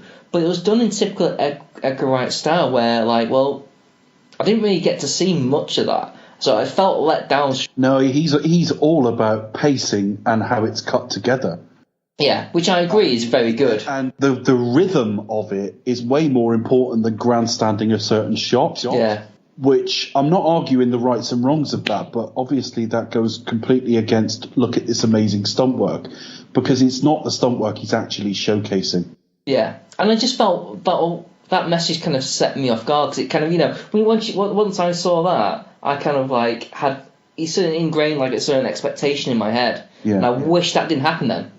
For Chris, the perfect message for you with this film would have been had he come up at the start and said, "Okay, guys, Baby Driver, it's cool as fuck. The character work's non-existent. Enjoy." Yeah, you know what? Yeah, I probably would have gone like, "Oh, great, cheers, thanks," and that would have been well, nice of him to admit it. Yeah, this is pretty cool. Yeah, he admits it. But yeah, the character work just felt a little bit, I mean. Well, it wasn't there. Look, it wasn't. Look, the cast are great. I mean, I thought Jamie Foxx was a really good, nasty piece of work in it. And Jamie Foxx is guilty of being bland sometimes. I mean, he was a bit of a vacuum at in Django Unchained. So he was actually great here. I really liked him. Yeah. Josh Burnell was particularly aggressive, which I thought, why did you mesh? It would have made more sense to introduce Jamie Foxx at the beginning to establish like a history, but it's neither here or there, really. It's all about. I mean, you watch something like Shaun of the Dead, and there's a sequence. It's not set to music, or if it is, it's just the sort of general score of the film, where Shaun goes to the shop to buy like a cornetto and then comes back home, and then you see a mirror of that scene later after the attack's gone. Yeah. Shaun hasn't really noticed, and it's that attention to detail. A lot of the reviews focused on him going to get coffee, and they're right, actually. It's just a perfectly timed scene. I don't know that there's many directors who kind of understand the rhythm of cinema as well as Edgar Wright. It's not. I mean, I'll put my cards on the table here. I never liked Scott Pilgrim, and I know a lot of people did. I'm sure we'll cover those films at some point. But again, they're bottom of a very long list. But I thought in that film it was all about look how cool this is and nothing more. I enjoyed this film a lot more, but I think with most Edgar Wright films they tend to invite a second watching, because a second watching to spot all the stuff he did the first time that you didn't see. Yeah, he is very attention to detail, like sight gags and things like that. I mean, so Baby Driver would I think reward a second viewing just from appreciating the filmmaking perspective. But it ain't a film I'm going to throw on every 6 months as one of my favourite. It just isn't. But I'll split the difference with you, Chris. There was 5-star reviews out there. You're saying 3. I think it's a comfortable 4-star film for me. You kind of like sort of happy medium there. I liked it. I liked it more than you, but we both said the same things about it. Yeah, I think it's mostly down to what we look for in films. Like I've noticed I'm very much more narrative and character driven stuff. And I think you've said to yourself you like editing and pacing a lot more. I'm a big world building person as well. In that I would bet a fortune I like Blade Runner more than you. I quite like Blade Runner. Okay. Anyway, it's very difficult to pigeonhole because I mean I'm into story and character as well, but there is absolutely no doubt, and I do pick a lot of fault in scripts, but perhaps I'm better at taking a film on its own terms. I don't know. You can paint it however you like, but this was a film I was always going to like and you were always going to like as well. We've said the same things about it, but its flaws bother you more than mine, or its preoccupations bother you more than I just certain. I think what bothers me is just like it could have so easily been. It rectified. Like just don't think about what the characters do. You know. I think if you wanted to go really, if there's a part of me that just wishes it had gone really experimental and no one had said a fucking thing. Yeah. Set the whole thing to music. Yeah, could be. I mean, it was originally like I was actually surprised. I found out afterwards that the whole premise of the film was actually set on a previous music video that he did. Okay. And I forget what it was. We can probably find it on YouTube. It had no Fielding, but essentially like the beginning of the film where he's like the getaway driver and he's like listening to like a song and doing the things in there. That is purely just lifted from the music video doing Noel Fielding, and I can't remember what the music video was, but yeah. We'll both know 2 minutes after we finish recording this, and then live with this recording where we didn't know forever. Yeah, then instantly forget about it. All right. So, but yeah, no, it was one of those. So yeah. That was a Baby Driver. Yeah, I just wished it was a little bit more focused in terms of character. Like certain characters didn't make conscious decisions. Like Kevin Spacey just seemed to go from like I'm a bit of a heartless bastard to like, oh, go on then. I'll just... Yeah. It's going to be a long show, folks, actually, because we basically go from whatever we think is the first summer film to roughly the end of August. And there's still a few to go. It's been a big year, this. So next, Spider-Man Homecoming. Yeah, go on. You go first, buddy. What did you make of it? I liked it. I didn't love it. But it's an odd thing, though. It's kind of like I had to sort of reconcile my brain because when I think back about what the things it did, I really liked it. So when I look about, when I take my own personal feelings of the film, like, I'll look at it objectively in terms of like its ideas, what it did with the characters, how it handled the situations, like the stuff when, like, just the little sort of incidental details, like Spider-Man, I've never been this high before, and then being like almost kind of like being a little shit scared that you actually don't think about, because we're so used to Spider-Man just being Spider-Man. We think, yeah, no problem, he stands on top of a building, it's fine. That kind of thing. I thought it was great. However, the film at the time of watching, I just felt a little bit, yeah, it's okay. So I'm a little bit confused with it internally. I understand why people have the reaction to it. I just didn't get it, and I've seen it twice now, and I still have a similar opinion on it. So yeah, I will say I liked it. I want to like it more, and I don't know why I don't like it more. But there you go. It's one of those things. So, Dave, what did you think? You really liked it, didn't you? I did. I think there's a few factors to it. I grew up with Spider-Man as a favourite of mine. Not my favourite, literally, although there were spells when he would be, but he's always in the top 2 or 3. And I really liked Spider-Man. I always have done. I liked the cartoons when I was a kid. Not one of the more famous incarnations. Well, I suppose Spider-Man and His Amazing Friends is actually one of the more famous incarnations, but the actual show, the actual version of Spider-Man in that show is one of the less famous, if you like, because he had his own show, and it's not as famous as either the 60s one or the 90s one. But I think part of the thing is I've always got a Spider-Man film that kind of sort of semi-looks right, but somehow isn't getting to me. I heard a lot of stuff around this, but everyone's got strong opinions about the previous Spider-Man actors, in that I've seen a lot of like, Tobey Maguire would always be the definitive. I fucking hated Tobey Maguire in the role. Really, really didn't like him. I found him white. He's another one that looks like a Harry Enfield character when he cries. Well, that was just it. He just cried so much. Whiny. And it's Hollywood's idea of what a geek looks like, pre sort of it becoming more mainstream and so on. I didn't like him. He's got a stupid voice. I tell you what, I bet he does a fucking brilliant Zooey Deschanel impression, because they've got virtually identical fucking voices, and I've only just thought of that. I just didn't like him in the role, and Spider-Man 3 was awful, and I think I liked Spider-Man 2, but it's not. I don't see all this, greatest comic book film of all time shit that's in it. Every time Tobey Maguire was on screen, I wanted him to be off the screen or in the outfit, and every time he was in the outfit, he was virtually mute, which isn't Spider-Man. But also, in that series, they kept taking the mask off him every 2 seconds, which got on my tits. It was too much Mary Jane. And she was captured in every film, so I struggled with that series. So along comes Andrew Garfield. Forget the quality of the films for a minute. I liked him a lot more. Now, I've heard people say he was a better Spider-Man but a worse Peter Parker because he was like a hipster and all the rest of it. I'm sorry, I still rather watch him as Peter Parker. And he and Emma Stone had wonderful chemistry. I mean, they got together in real life at the time. I don't know if they still are, but... No, they're not. They split up, so... Right, okay. But they had wonderful chemistry. Emma Stone's free, guys, so she's back on the market. You're interested in Emma Stone. Write to us and expect us to talk at gmail.com. We can do fuck all about it. You can do nothing about it, but we always want to read some filth. If you've got a submission for Penthouse Letters, send it to us.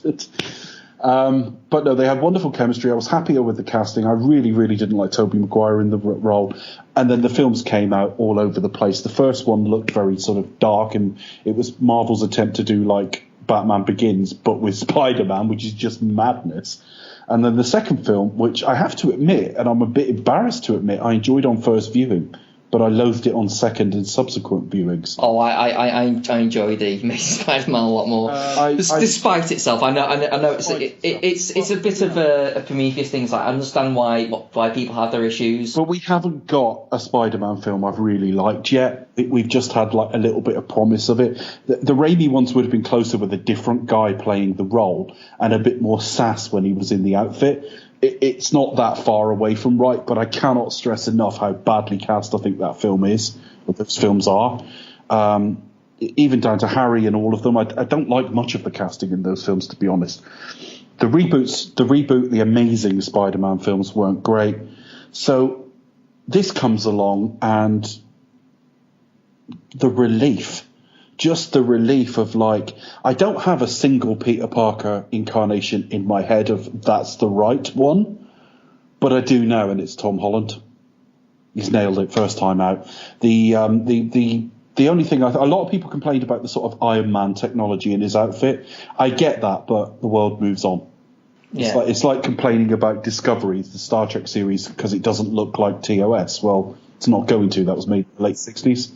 Kind of like what I've been saying about character and story and driving the story. Yeah. Like, yeah, I can probably go with what they're saying, but you have to think about it from a character perspective. Of course, Stark's going to gadget the shit out of that. Of course he is. Yeah, it makes absolutely sense. He would, you know. So I understand all of that, but we are still shown the webbing is his, and we see him sort of playing with that in class. He is convincingly a kid. I think he was about 21 by the time it was released. But, when he was cast, he was like 18, 19, and when sort of Civil War came out, he's young enough, and he's going to age pretty well as well, because I just think he's quite young looking. He's quite young looking. He's perfect, and him, and him playing video of himself, and he's getting really overexcited about everything. That's the Spider-Man I wanted. That's the Spider-Man I always wanted. Yeah. Plus, you're starting him off as a kid as well. You can kind of grow from there.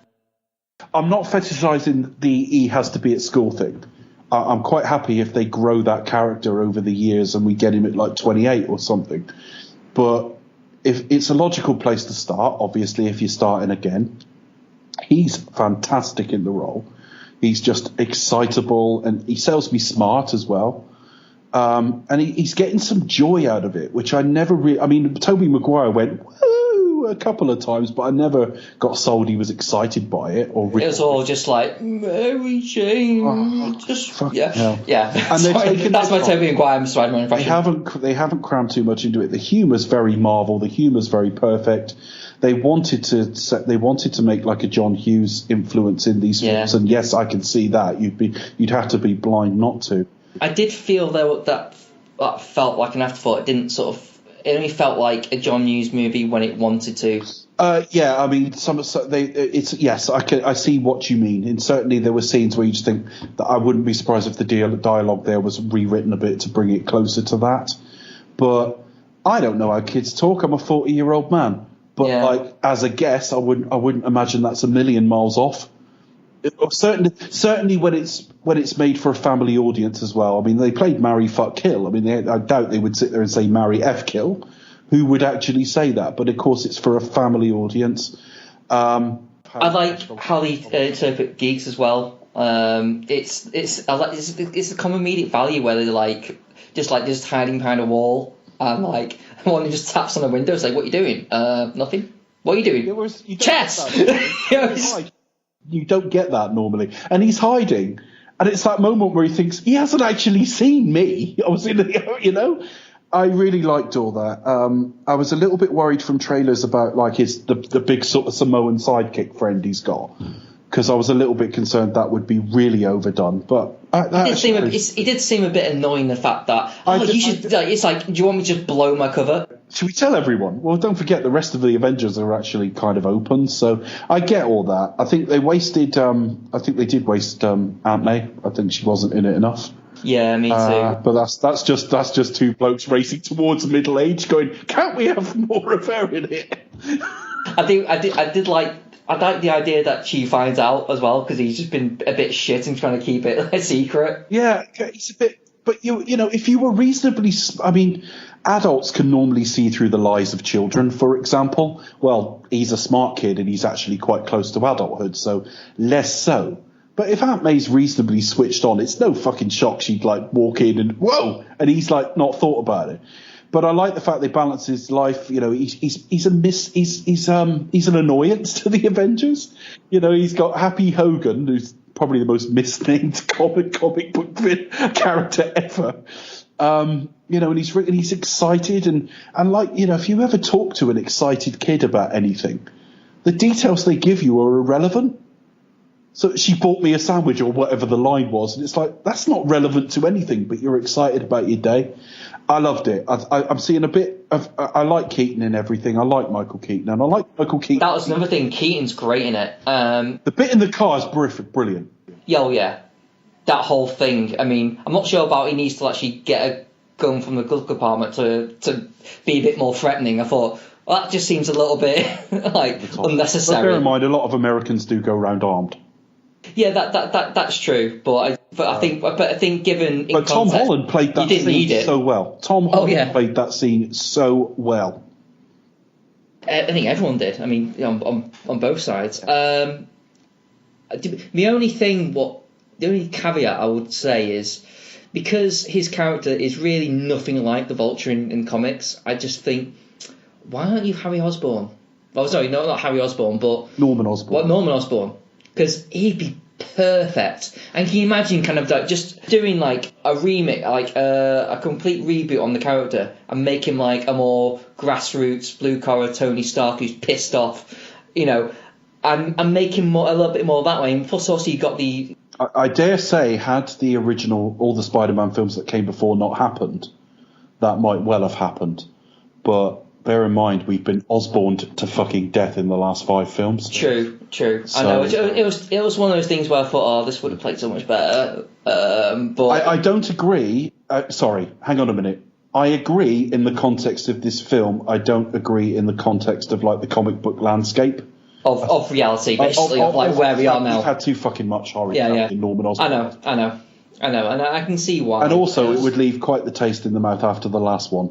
Because they really fucked up all the Osborn stuff in that. And also, bear in mind, there are people going to see it who still think, The Amazing Spider-Man is the same universe or it's a recast. Or, there are people who go to the cinema who don't read all this shit. They don't know. And so you get suddenly, hang on, Michael Keaton's Norman... Didn't Norman Osborn die in the last film? All that kind of thing. I think it's best rested for a while. I'm not as excited about the whole Vulture thing as maybe the rest of the film, but that said, it brought Michael Keaton in, and I'm perfectly happy with that. Be interesting to see where they go. I'm not too sure on the new MJ. It isn't the new MJ. That was a throwaway line. She isn't married. Oh, is it? She isn't isn't married. No, it was just almost like a little almost Easter egg because she's not Mary Jane Watson. She's got a different name, as she said. I know. But it felt like, okay, but this is the MJ of this universe a little bit. That's not to say we'll get Mary Jane Watson. Okay. So perhaps the only MJ, but no, she isn't a replacement for Mary Jane Watson. Well, that's probably cleared a few things up for me then, because I was like, well, that's what I thought they were doing. And also, she's not shaped like a romantic interest in style, look, anything. She's not. Not yet, though. I think they're setting it up. She's his Sarky mate, isn't she? Maybe, I don't know. Maybe, I don't know. She's been giving him longing looks, so I think there's going to be... The film was as good as it could ever have been. It is higher up my Marvel list at the moment. I've got to rewatch a few times. But, if I were to rank the Marvel films today, I'd have it higher than you have it.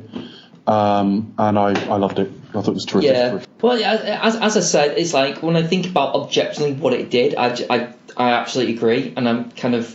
It's just like in terms of when watching it, I just don't get that joy. But then again, maybe after maybe a year or so, I'll be rating it up there with the rest of them, because you know how you see things for the first time and you get all carried away with like, oh my god, it's great, and then things settle down and you have things in perspective in terms of how well the film works as a film. And it might mean I come back in the other direction, that I'm less excited about Marvel having their character back, making it look right, casting it so well, and actually I sit and watch it as a film and maybe it doesn't impress me that much.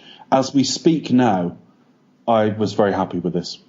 Yeah, I mean, I don't think it did as well as the other Spider-Man films, though. Isn't it performed weaker in comparison? They've been on a downward trajectory since I think, I'm trying to think if the third one even outdid the first. It may even be since the first.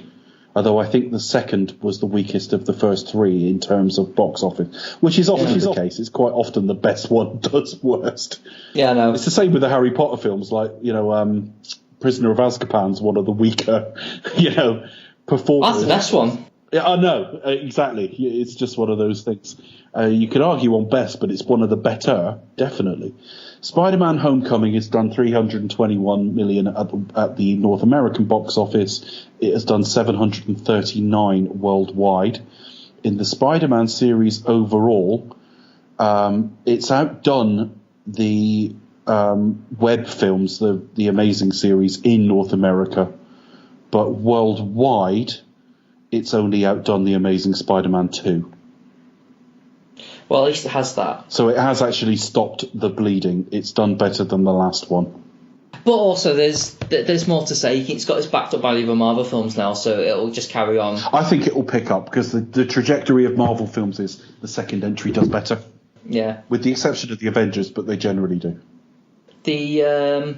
And just to pick up on what in terms of how I watching it, I may not enjoy it as much. I do think there are stuff in the films that I think is great, and one of the things that I heard listening to another podcast was that at the end you have at the end of the first Iron Man, Tony Stark does a press conference and reveals he's Iron Man.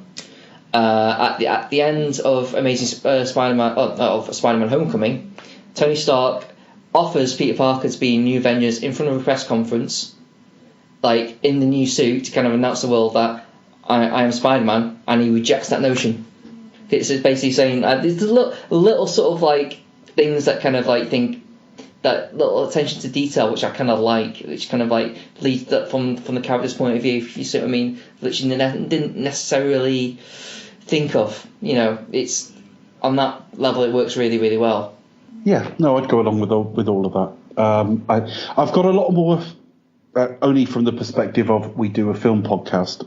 I've got a lot more thinking to do about this film.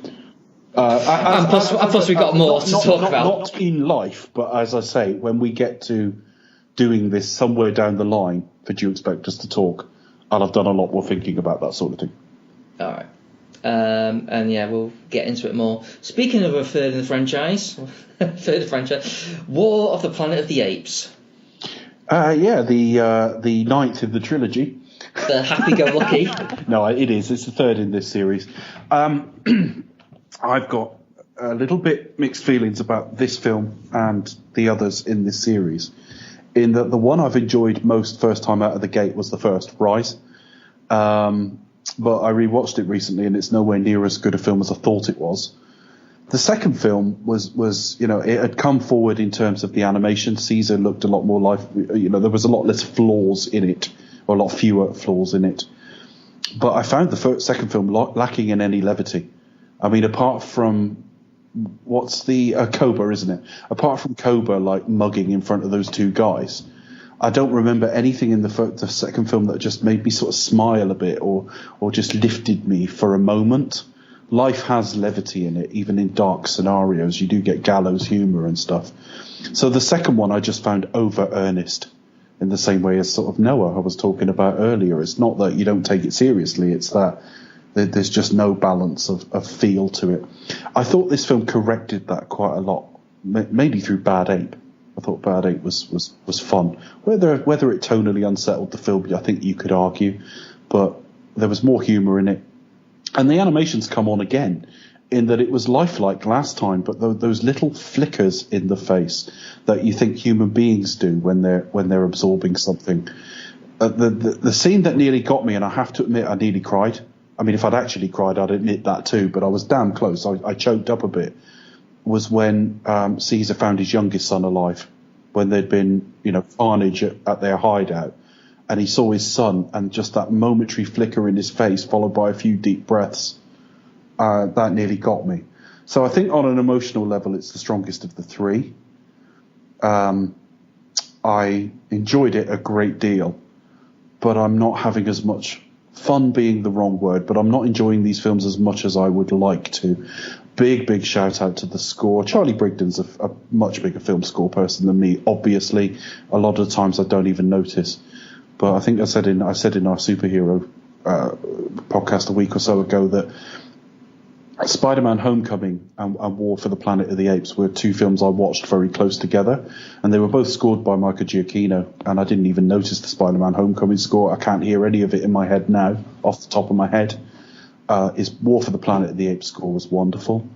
The films feel quite long. I don't know if they are or not. They feel quite long. I was kind of over 2 hours, this one. I was glad when it was finished. The first one was I think the first one might have only been about 1 hour 40 or something. This off memory, but the latter two, the Matt Reeves ones, and I'm still excited by Matt Reeves as a filmmaker. I'm quite happy to see him get involved in Batman and stuff. He's certainly not done anything wrong here, but I was glad to see a little bit more humour in this one. As I say, you don't have to make it a comedy. This film is quite dark. You know, it's not comedy, but life has levity in it, and Dawn of the Planet of the Apes forgot that. I don't love it. I like it enough that I want to revisit at some point.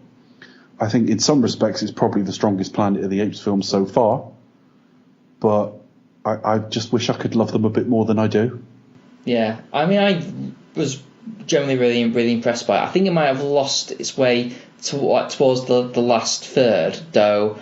I think the key moment in the third one when you have the lead donkey, shall we say, kind of just seems to just sort of come in, have a change of heart in the last moment, sacrifice himself to save. It was kind of really strong. It's Vader throwing the Emperor down the shaft. That's what it kind of is. It's kind of a little bit like it just suddenly hits him what he's watching. And yeah, I thought that was really strong. I think I do really like the new Ape series. I don't know if they're going to pick up another more. I think if they do, they're going to basically just have to. They're going to do like a remake of Planet of the Apes. I think they've got to broaden it out. I think that's the only thing. We've only really seen one tribe. That's why they're a bit shocked when they meet Bad Ape, and it's like, oh, there's more intelligent apes out there. Maybe not as intelligent, but they've all been affected by the same virus going around. I've got mixed. I don't think we're ready for the Planet of the Apes yet. I don't, but I don't know how much busy work you can do between the two. This was very much Caesar's story. That's the only thing that slightly ruined it, in that it was the most predictable ending in the world. Who didn't go into that film knowing Caesar was going to die at the end?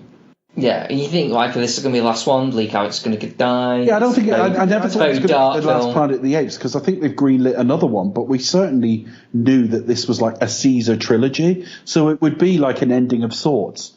And I figured he would, as soon as they started moving, as soon as they got sort of on the road, figuratively speaking, I figured he'd see paradise but not enter, because that is like a storytelling trope.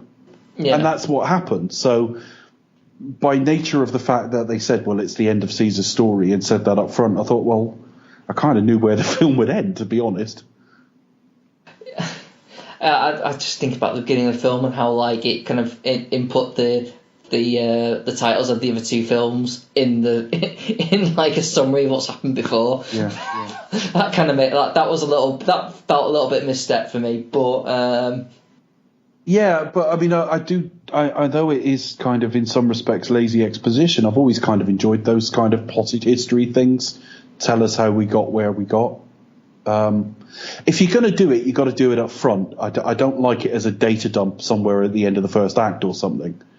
So I think that's my bottom line on it. For me, and I know a lot of people disagree, and I think disagreement on this is actually perfectly understandable. I think it is down to totally how these films hit you personally. I think Dawn was my least favourite of the three. I think Rise was the one I enjoyed most on first viewing. I think War is the best of the three, but I wish I could love them rather than just admire them. I think you might be right though. I do remember liking Dawn a lot.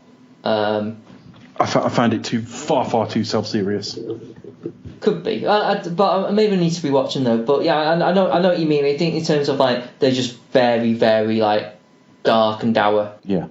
Especially like the last two. And I'm not saying, because I mean Hollywood quite often when it wants to change the tone or kick a script to another writer and just basically tell them to put more jokes in. That's not what I'm saying. I'm not saying hand Dawn of the Planet of the Apes script to somebody, randomly throw jokes in. Randomly throw in the bean scene from Blazing Saddles. And tone needs to vary. I mean, horror films aren't fucking terrifying for 90 minutes, are they? They have like dips and peaks, and I tend to think films that are heavy, I'm almost not saying they're too heavy, I'm saying they're too relentlessly heavy. But I was really pleased for Bad Ape in this one. I think from a storytelling perspective, I think that might make it weaker than the second one, actually, because it's more unfocused, but it was just so welcome. Yeah. I think one of the things I was really confused about, and this might be something... I know, like, Rocket is the son who died, wasn't it? No, Rocket isn't his son. Rocket was in the first film. Blue Eyes. That's probably why I was confused. I was what Rocket was. That line in the first one, why Cookie Rocket? Yeah, no, I for a moment I thought it was Cornelius, but Cornelius is the younger one, which makes sense because that hints at taking the story on, and that's both that and Caesar were names in the sort of Planet of the Apes lore. Yeah. So yeah, no, it's that makes sense now. That's my own knowledge for failing me there. So yeah, that's War of the Planet of the Apes. I think we rather liked it, though it is very dark and serious. I wish I could love. That's it, basically. But if someone said to me best film of the year, I'm not going to argue with you. It was good. I liked it, but yeah. So what's next? Speaking of light relief, Dunkirk. Yeah, I thought it was a bunch of hand relief, actually. Oh, really?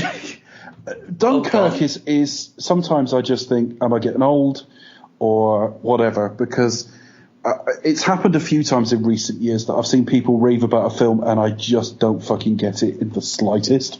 What? Now, I'm a Nolan fan. Certainly I was through sort of to 2010, through to and including Inception. I didn't get on with this film. I can't say I hated it. I can just say I was completely unengaged by it. I think it felt bizarrely small scale. Considering there were 400,000 people on that beach, they threw in 200 extras and some pigeons. I don't know anyone's name. I don't know if we're supposed to know anyone's name, but I can't remember anyone's name in the film. I thought the time shifts were a waste of time. I just thought it was utterly pointless. We didn't need it at all. That's just Nolan being clever. And I couldn't wait for it to finish, which, when you think Nolan lately has been running his films up towards the 3-hour mark, this was 1 hour and 3/4. This should have been a breeze. I didn't like it. I'm not going to argue with anyone who did like it. Good luck to you. But one of the later films we talk about today is going to be an historical drama that was just so much better. Yeah, I mean, I liked it more, definitely more. You liked it more than I did, yeah. Yeah, I'd say the one thing I had issue with was the way it used its time thing. There were so many times where I thought, so is that another ship that's just been sunk? Oh no, it's that same ship I've seen before. And it just kind of, things like that just got me disorientated with the film. I just kind of think, okay, why are you doing this? I don't know whether it's because, is this a good idea? Is this necessary? Also, am I being thick, or is Nolan kind of cocking this up? I don't think he cocked it up. I just think this is parody Nolan. Christopher Nolan gets knocked for being a cold filmmaker. And I've never quite agreed. I mean, I don't like The Dark Knight Rises, but I mean, the very end of it's quite emotional, and there's been emotions in plenty of his films. I don't see it that way. But he's seen as clinical, like a Kubrick or something. Well, I've said on other podcasts, and I won't go into it now, he's got nowhere near Kubrick's attention to detail. Bits of his films are actually quite sloppy. But I look at something like this, and that he plays with time. That's another thing. He plays with time frames, and he's trying to be clever. And the knock on Hans Zimmer tends to be is scores all sound the same, and they're just a wall of noise. Well, I don't agree with any of those things, but if I had to make a case for it, I'd hand somebody Dunkirk. Because Dunkirk is Christopher Nolan not really engaging with the human race. There's no emotion, there's no character, there's no good character work in it, frankly. And And it's just playing with timeframes to go, look how clever I am. He's got a very sort of anti-CG stance. He uses as little CG as he can. He does use CG, but he doesn't use a lot. Well, it's a parody of it here because we got a beach with 400,000 people on it and we see a couple hundred. It's got no scale. When he actually needed to use that digital toolbox, he didn't. He hasn't. And the Hans Zimmer score, a lot of people have raved about it, but the Hans Zimmer score got on my tits. I wanted it to shut up. What, the ticking clock kind of... Well, it's quite clever as a motif. I can see why it's there, but it was just doing my nut. I needed this film to end. I just needed the film to end, and I don't ever feel that way about Christopher Nolan films. But, you know, The Dark Knight Rises I didn't love, but I never was like, God, this is shit, it needs to end. I didn't love Interstellar, but I was interested all the way through. I was really kind of bored with this. Now, a lot of people whose opinions I respect really, really liked it. So I have to heed that and understand that maybe I'm quote-unquote wrong, because can opinion ever be wrong, or maybe there's something in it I'm not seeing. The other caveat is you've got to watch any film twice before forming an opinion that's anything close to reliable, and I've only seen it once. But I have to say, for a film I was looking forward to, this is a parody of Chris Nolan. I can understand your arguments. I mean, the thing about the character work, which is funny things, you know, I'm going to contradict myself because I was saying, like, I'm really drawn to characters. I didn't mind it. I mean, I think it kind of suited the fact that we didn't really know these guys. We were just kind of in with them in the situation. I think that's what Nolan was at least going for. You know, he was wanting to kind of like to put yourself in a position of these guys who probably don't even know each other anyway. They're just stuck in this basic principle instinct of, I just want to get the fuck out of here and live. And I think from that aspect, I think it kind of works. I mean, the only thing that really let me down with it was the playing around with time. And I'm just like, I'm not sure what you're doing. If ever there's a film that needs a bit of heart, though, it's a film like this. You know, and yet it's come off as the most coldly technical exercise of his career. I don't know. I need to rewatch it, to be honest with you. I think so do I. That is the caveat. I mean, anyone who watched this and loved it. I mean, there's two things. Firstly, like I say, my opinion isn't settled, although I don't think it's going to change dramatically. But I have said to anyone, if you see it, it's a must-see film because so many people have really enjoyed it and got a lot out of it. There's got to be something there I'm not seeing, but this is my least favourite Christopher Nolan film. I don't know. I don't know where I am with it. I mean, I definitely wasn't as blown away as much as everyone else was, but I kind of really understood what things I liked about it. I really liked about it, but I think the playing with timescale really pushed me back a little bit. It was like, but if you take that out, what are you left with? You know, there's no decent emotional work in the film, so there's no decent character work. It becomes a fly on the fucking wall documentary almost if you take out the time frame. I think you have basically this kind of raw, kind of thriller-esque survivalist film. You have a bit of heart. You have Kenneth Branagh sat on the top for about like 2 hours. Yeah. But there is a little bit of levity when he it's just like the simple look in his face when he says like, I see home. They put the camera very close to Kenneth Branagh for most of this, and I think that's a big plus. I think Kenneth Branagh uses his face very well in this film, frankly. He gives good face. I was going to say that it's normally an entirely different type of film where I'm praising the face. Oh, he used his face really well there. I can't tell you what the point of it all was, but there were things I liked about it. There's always going to be good stuff in a Christopher Nolan film. There was a lot, there's a lot to like about it. I kind of enjoyed most of the Tom Hardy stuff, but as a bottom line, it was the shortest Christopher Nolan film in years, and it felt like too long, and I was bored. I must remember that last shot of Tom Hardy with the burning plane just looked absolutely fucking great. Yeah, I mean, is any Christopher Nolan film going to be worthless? Even a film I didn't like that much. And I made this point on another show as well. The next time a Christopher Nolan film is on its way, I'll be excited for it. even though I've not really enjoyed the last three. It's like Tarantino, isn't it? He has well, actually, I've enjoyed Tarantino more, and I understand the knocks on Tarantino as well. But whatever happens, the next time's still going to be a winner, You think? Yeah. It's like, no matter what he does, it's always going to provoke some interest. I don't jump the shark. I do think his last three films have been weaker than, say, the 4 or 5 that preceded it. I mean, from sort of, I loved Memento. I liked Insomnia. I didn't love it. But then everything through Inception I thought was outstanding. And then the rest of this decade, we've had Dark Knight Rises, Interstellar in this, and I haven't loved any of them. And in fact, I haven't really liked any of them that much either. But yeah, Christopher Nolan can keep doing this sort of stuff because I've always said it, have a go. He had a go.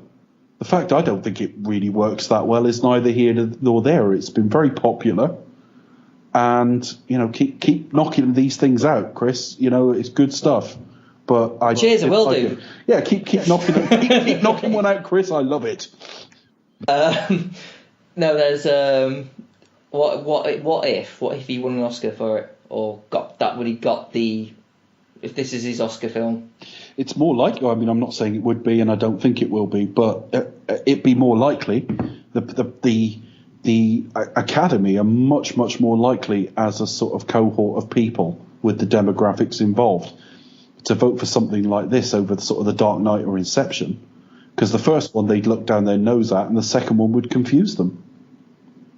So it's entirely possible. But having said that, we're going to talk in just a little while about an historical event film from a premium filmmaker that pisses on this. So I would be disappointed from that perspective. What are you talking about? Detroit? Yes. Yeah. Funny enough, I don't think that film has enough buzz though.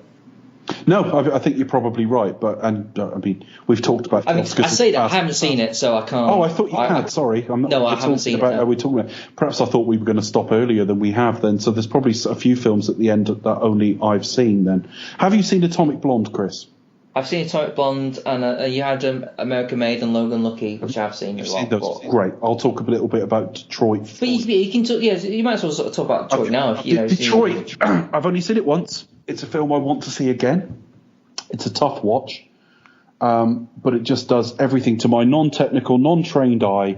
It does everything right. The one caveat with it is the film is very fly on the wall in its first 40 minutes. In that I don't think they were called speakeasies, but there was an illicit bar, like a late night bar, that gets raided at the start of the film, and it leads into some riots. And we're just watching it kind of dispassionately, and I'm sure that's deliberate. I'm sure that is deliberate to establish some of what happened. But of course, it's very difficult to get drawn into that. And I had a completely private viewing for this, in that there was no one else in there. Oh, I love screenings like that. Well, it was nice. I had 2 in a row. I'll come to the other one in a minute, because the other one is the next film we talk about. So I had, but it was 9:40 the first screening.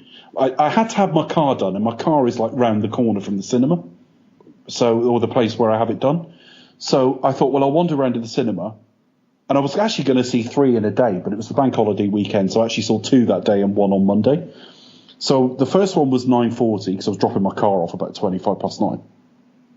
And the second one was about lunchtime. The second one being empty was a bigger worry to the people making the film than the first one would be. Yeah. It was 9:40. But I was sat in on my own, and in the first 40 minutes, I was starting to get bored, to the point that the reason I established I was in there by myself is this wouldn't be acceptable. Otherwise, I took my phone out, started checking emails and stuff, which I wouldn't have done if everyone else was there.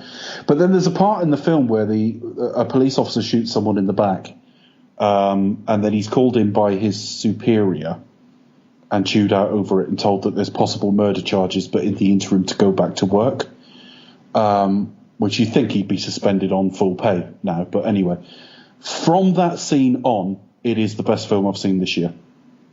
And it's not even close. Nothing else has come close to it. The film is tense. The film angers you, because of the injustices in it. It doesn't hit you over the head, I don't find. I mean, there's no preaching about racism in it, so it's not a Crash or something like that. But more than that, there's tension in sequences where the main characters are literally stood facing a wall. This isn't tension out of action as such. It's just purely, and if you were there and it was real, people will have like pissed and shit themselves as well with fear. And the fear in their faces is phenomenal. You've got them; they're all sweating. They're all like, some of them are crying. They're shaking. One or two of them are praying, because obviously they might come from a religious background. The treatment of the women in it, who are because they're associating with black men, they are treated like they must be sex workers. You've got veterans there being treated. Anthony Mackie's character is a veteran, and he's treated like scum. And the tension in it is just wonderful, but at no point did I find it gratuitous in its sort of violence or treatment or the way it portrays what's going on. For example, at one point we see one of the women like naked, or at least topless anyway, but it's because she's had her clothes forcibly ripped off her, or she's been grabbed and the clothes have come away. But there's no lingering in that, where you wouldn't expect it from a female filmmaker, to be honest. But all of the film has like an understated quality to it. It builds a tension that is never there in Dunkirk. It has character work that is never there in Dunkirk. It has acting and character work that just isn't there in the previous film we talked about, as much as they're very different beasts. Dunkirk was the biggest disappointment of the year for me. Detroit was the best film I've seen this year. Oh, wow. I mean, one of the reason why I haven't seen this film is yet, because it's one of those films where you see the trailer and you kind of know exactly what the film is. And I feel like I don't need to see it. And you would fear being preached at, Chris. You would with a film like this. So I'm actually glad to hear that the film doesn't do the racism is banned. Okay, Chris, my caveat on that is you are more sensitive to that than I am. So you may spot it where I didn't see it, but to my eyes, it wasn't there. Possibly. I mean, I can't really comment on a film because a film I'm not seen, so I'm not going to. No. But it's a must-see for everybody. But I will see. Don't get frustrated if after half an hour you're a bit bored, because it's about to get going and in style. Well, it's kind of like, I imagine it's one of those things where it does a lot of work to kind of set everything up, and then bang, then just lets it. There's very little character work in that. You're just watching it, and people aren't. When I say talking to the screen, I don't mean breaking the fourth wall, but a lot of dialogue in films is for our benefit. Obviously, they're talking to each other, but they're also sort of talking to us. That first 40 minutes has really none of that. It feels very fly on the wall. It feels like it could even be a documentary in places. Yeah, I mean, I do like Catherine Bigelow. I mean, I really did like The Hurt Locker. I liked Zero Dark Thirty, which was my favourite film of that year. I just like it. So I imagine it's very tense. I think it's very well executed. Will Porter, I think, is great. He's wonderful in it, Chris. I imagine he's, from what I've seen in terms of like the trailers. Well, it's a sign that I'm old, because he is 24. He's an adult man. But he's very fresh-faced. But I still look at it and think, what a performance for such a young actor. Well, that makes it sound like I'm saying he's 15 or something. He's not, but he gives a performance beyond his years. I mean, but especially because we've seen him grow up as a child actor as well, and you still kind of like see that small kid in that face. He's got quite a youthful baby face. But from looking at what his character is, until like for someone who's that sinister with that face is quite unnerving. I can kind of see almost like how he nearly got the role of It, which is a film that's coming up. So I can kind of like see that working. So I like him anyway as an actor. John Boyega as well. I really like him as an actor. When he was in that Attack the Block, at first I didn't spot him, but he was in like the Last 24 with Keith Sutherland, when he played like an American Marine. I was like, fucking hell, I didn't realise that's a kid from Attack the Block. Like, fucking it, his American accent was dead. It was spot to on. our untrained ears, yeah. I mean, when you say untrained ears, I think I would go as far as to say I think it. American ears. Brits will recognise a poor American accent quicker than an American would spot a poor British one, because the American culture is so pervasive. We get so many of your films and TV shows and all the rest of it, but it is still an untrained ear. I don't know how perfect it is. It sounds okay to me.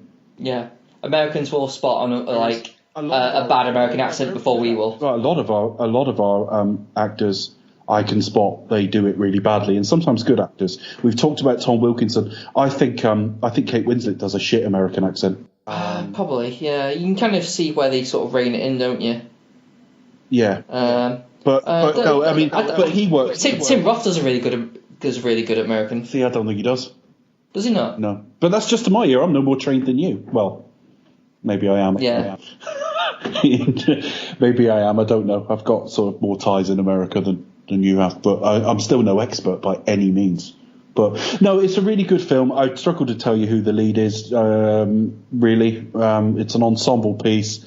Highly, highly, highly recommended. This is how you do an historical film. You know, how you do a politically charged historical film. Do you find it sort of, it's more, and I'm only asking as someone who has seen it, and because I haven't, do you find it's a little bit more kind of, I was going to say balanced, but that's probably not the right word. You are dealing with something that's horrific. It's like, well, it's not really sort of sides you can really take with that. But if you know what I mean, it kind of, it takes a more objective view of like, well, this is kind of what happened. Only in as much as there are officers. So it doesn't sensationalise it too much for the sake of like, this is a big film. That's a personal. I think when you sensationalise, you normally sensationalise through dialogue. Crash is one of the worst offenders. There's a reason that is possibly the worst Best Picture winner of all time, because it is just trying to hit us over the head with its themes. This film isn't subtle. I'm not going to pretend that. I mean, it is just horrendous mistreatment of a black community. But at the same time, we don't get an awful lot of... I mean, there's a bit at the end where one of the good guys confronts one of the bad guys. I'm going to say no more than that because I don't want to ruin it or how they ended up in the same room and doing that. That really, in a poor film, there would have been a speech there. There would have been a speech. There would have been, you know, like some bad guy speech with swelling dialogue. You know, Bigelow doesn't do that. He walks over and says something, realizes he's going to get nowhere, and walks out. That's it. So. Is it subtle? No. Is it hitting us over the head? No. But it's tension and performances, the like of which haven't been in the other films we've talked about tonight, including a film where I believe it should have been. Okay. Yeah, I'm gonna have to check it out now. But I walked straight out of that, which was an empty screening, and walked into another completely empty screening for American Made. Oh, okay. Well, I thought you were going to go Tommy Pond, but okay, yeah, American Made. So what do you think of American Made? A bit nothing, really. I enjoyed it just fine. It was a decent caper film. I mean, I was watching this film thinking, you know, why does Doug Liman never get talked about for, say, a Bond film or something? Because his films are always okay. You know, they always have... Doug Liman. That's damning with faint praise. I just mean his name's never... Doug Liman, Doug Lyman. Doug Lyman, yeah, okay. His name's never really in the mix for things, and he's very... Yeah, he's pretty good. This is reasonable, really. I thought it was okay. I thought it had a really good soundtrack. I was bored with it by the end. Yeah, it kind of had. I mean, it just bumbled along a bit. It was. Do you feel like it kind of had it had a really sort of like fun kind of like, hey, he's just like happy-go-lucky and finds himself in ridiculous situations, and then like a bummer of an ending. He's like the ending's just like. Oh, that's a bit shit. Yeah, that's a tough situation to be in now. It was rather unengaging for me, but it was all right. I mean, it was kind of less than the sum of its parts. You know, the sequences were fine, the bits were fine, Tom Cruise was fine, everyone in it was fine. It looked fine, it sounded fine. You know, it finished, and I walked out thinking that was fine, and that's about all I can really say about it. It's got to be worrying for the sort of, you know, that Tom Cruise is just not drawing the audiences now that he was. Now, that was one screening, I know, but it was lunchtime on a weekend.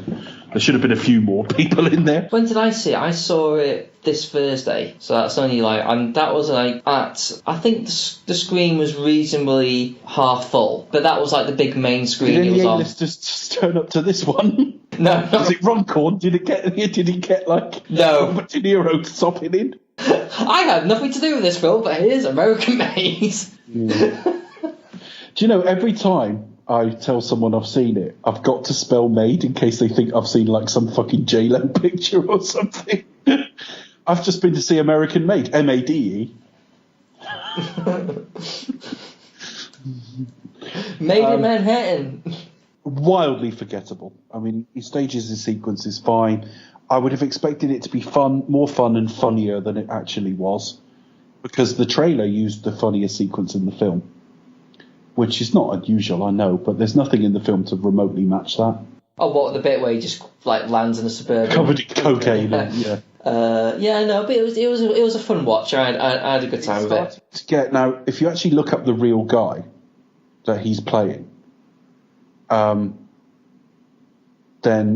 if you look up the real couple him and his wife are portraying in this, they're not as glamorous as they were. They weren't lookers, but it's getting to the point Tom Cruise has got to get more aware. He's aging as well as anyone I've ever seen, but the fact is, though, he's in his mid-50s. Casting him opposite like some fucking model as his wife is starting to look wrong, very subtly wrong, because he is aging very well. So yeah, do you think he's gonna like hit 65 and then he'll just look weird? It's getting that way. I mean, it's all very subtle in that he looks kind of the same as he did 15 years ago, but he does look older. Yeah, and it's there. And I don't know how old the one playing his wife was, but it's looking mismatched now. And it's like, oh, for fuck's sake, come on, just accept you're growing a little older. And if your name isn't drawing the bums on seats outside of a Mission Impossible or whatever, or a franchise that it used to, then I don't understand why they're deliberately miscasting films just to get you into them. Because he's still playing like the 30-year-old guy. Yeah. I don't know, it's probably the weird Scientology shit he's got behind him. I don't know what it is, but it's just he's good in this film, but he's wrong for it at the same time. Or his wife needed to be cast older. He shouldn't have been in sort of peak baby making years. Yeah, but Tom Cruise is one of those weird people who can get away with that just about. I understand what you're saying though. Just about is getting more and more tenuous. Yeah, there will come a point where he has to sort of like, okay, right, I think we're at that point. He should play more like smarmy politician. He's really good at. Definitely, yeah. He should do more roles like that. But even it was like ages ago when he did Collateral, where he gave himself grey hair. You know, yeah. I think that would normally be like as like a signpost moment. Yeah, I don't think there's a great deal of vanity there, but it's still, I don't know. I mean, even from what I haven't seen The Mummy, but from what I know of the character, they probably should have cast that a bit younger as well. Yeah, it is a little bit. I don't know why they're continually casting a 55-year-old man as not a franchise, to head a franchise. Well, you know, if you want him playing 48, 50, fair enough, he'd get away with that because he looks young for his age. But stop trying to tell me this guy that Tom Cruise is playing, or at least imply, because they very rarely, if ever, give his age. But stop trying to imply he's probably in his mid-30s or something. He's getting too old for that. There's nothing wrong with having a greater age, but we all know Tom Cruise is 55. So if he was playing 55, you wouldn't be any less likely to go and see him at the cinema, because you know he's that age anyway. But the film's okay. It's one of the more forgettable ones. It's probably the most forgettable we've talked about today. Yeah, I mean, that boy with Logan Lucky, which is probably reasonably forgettable, I think. So on to Logan Lucky. I was going to do a treble bill, but I ended up going in and sort of on Bank Holiday Monday and seeing this. It had a slightly better audience for it. It was during the day, so it wasn't packed out, but it was like busy enough, which meant it was something of a. I like being on my own in screenings, but with the comedic elements in this, it was quite enjoyable to be around other people that were enjoying it. This is the first Steven Soderbergh film for years, isn't it? He's one of those directors who keeps saying, I'm going to retire, then retires, and then I'll come back and do another one. It's an odd film to come back to do. I think what the most interesting part about Logan Lucky is Soderbergh himself coming back, and doesn't he have like the idea he wants to sort of re-establish Hollywood and kind of take it away from the system almost by sort of trying to be independent and make films his way? I've absolutely no idea. I mean, when he left, he said he was just sick of the machine. He said because, you know, you can't make what you really want to make without it being either micro-budget or multi-millions. A lot of the same complaints we've heard about Hollywood for years. But I understood he was going to go off and do painting and things like that. And, you know, I don't know what he did. He hasn't made a film for about 4 years, so And it's up to him. I mean, if he wants to come back and make a film, it's fine. Logan Lucky, I'm getting the impression I liked more than you. Yeah, I mean, I didn't dislike it. I just thought it was just very so what? I mean, I think it's about 20 minutes too long. The whole pre-heist thing I felt was pretty pointless. It just felt like, so as soon as you think it starts introducing Hilary Swank, I'm thinking, why are they introducing you in here now? That was weird. Yeah. What is it Catherine Waterstone who was in Alien Covenant? Yes. Still rocking the same haircut. Certainly Waterstone anyway. Yeah. Didn't see the point of her character whatsoever. She was in one scene and then came back later as this big thing. Yeah. The film had a lot of that, and that really frustrated me. It's a film I can tell will fall apart on second viewing, so I don't have any great intention to have a second viewing. But it's the closest thing he's done to Ocean's 11 since the Ocean's films finished. It's a caper film. Daniel Craig is hilarious in it. Oh yeah, he's great. I probably wouldn't have seen it had Daniel Craig not been in it, because I saw him and thought, I was playing against time. I don't think I even knew it was Soderbergh until just before I went to see it, because I hadn't been following it at all. Other than he made this film called Logan Lucky. Maybe I did know last year, I don't know, but if I knew, I'd forgotten. Everyone's really good in it. It's got a slightly... In the way everyone talks to each other, and possibly because of the accents, it's got a bit of a Coen's feel to it as well. He and Adam Driver are great. Channing Tatum's great in it. I thought so anyway. And I enjoyed the sort of caper to it. I'm sure a rewatch where I'm not just watching it as it goes, I'll see a load of holes in it. But the Catherine Waterston, I definitely noticed. The Hilary Swank one, I think, would have been okay had it not been Hilary Swank. I think had it been just, some jobbing actor, I'd have just gone, well, of course the investigation's going to be at the end. Something's happened and now they're investigating. But Hilary Swank's well known, so to have her sort of 10 minutes from the end of the film, and then she's there at the very last scene of the film, almost as though she's been a shadow over them the whole time, and she hasn't. But it's kind of like it almost kind of insinuates there's going to be a sequel where you got Hilary Swank go in undercover trying to get him, and you think, well, yeah, but you're not going to do a sequel, are you? So no, and even if that done well, I don't think there'd have been a Logan Luckier, I don't think there'd have been a sequel to this. I enjoyed it. I enjoyed it a great deal. I had a ton of fun with it. I enjoyed it a lot more than American Made. I've enjoyed it more than a few things we've talked about today. I could rewatch it, I think. I think there's dangers in that because, like I say, I think it will probably fall apart. But everyone's great in it, and I think it's a sign of a filmmaker having fun. And if what Soderbergh's going to do for having had a hiatus... Fine. He feels a bit refreshed because he knocked out a few films near the end that I just didn't think were that fun, and this is really fun. This is right. This is the Steven Soderbergh that made Ocean's 11. Although Ocean's 11's a better film than this, but it's worth seeing for Daniel Craig and Adam Driver. For the three male leads alone, it's worth it, I'd say. It's definitely enjoying watching these actors be on the same screen together and enjoying themselves. Yeah. Daniel Craig's had a blast making this, you can tell.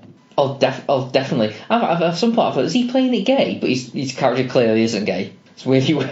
No, but there's a theatricality to him. Yes. So, yeah, I mean, I don't really have much to say about it, because other than the fact that I thought it set up a load of characters that didn't really add up to much. I mean, Sebastian Stan shows up for 2 scenes. Well, I'd forgotten he was in it. Seth MacFarlane shows up doing like a false British accent in a character who I just couldn't understand. What do you mean? You didn't understand why he was there? Well, I didn't understand him as a character. He seemed to look comedic. I thought you were telling me you didn't understand his dialogue. I was like, hang on a minute, you're British. That wasn't a problem. Yeah, no, you're saying you don't understand. I don't understand why he was there. He basically looks like one of the Scousers from Harry Enfield. He does. But he's like a NASCAR driver. He just basically just doesn't look like the character he's portraying. No, because Seth MacFarlane. It's made his makeup wig, everything else in the film makes him look older than he is. Plus, he's a bit overweight. Now, NASCAR's not like Formula One or IndyCar in that I don't think your weight in the car matters quite as much. But he's surrounded by people who do look like sportsmen, and he doesn't. And I thought, well, with big moppy hair and moustache, and you think, you do not fit the... It's more flavour for the world, and that's another thing that makes it a bit Coens-like, because the Coens will throw up these weird characters now and again who are just there to like almost provide flavour. Yes, like an oddity, kind of just to kind of like. But it doesn't look or play like a Coens film. It's just the way people talk to each other and certain character traits. Definitely, I mean, definitely with Daniel Craig at least, and even Hilary Swank. I think when she's like almost like a policeman who you would find in the Coens films, kind of like really kind of like very laced up, but kind of whip smart, but.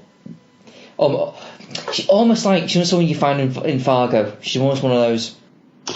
I tell you what, she played exactly like the Hilary Swank character you're on about. Yeah, she was just like the policewoman in Gone Girl. Yes. You could have cast the same person.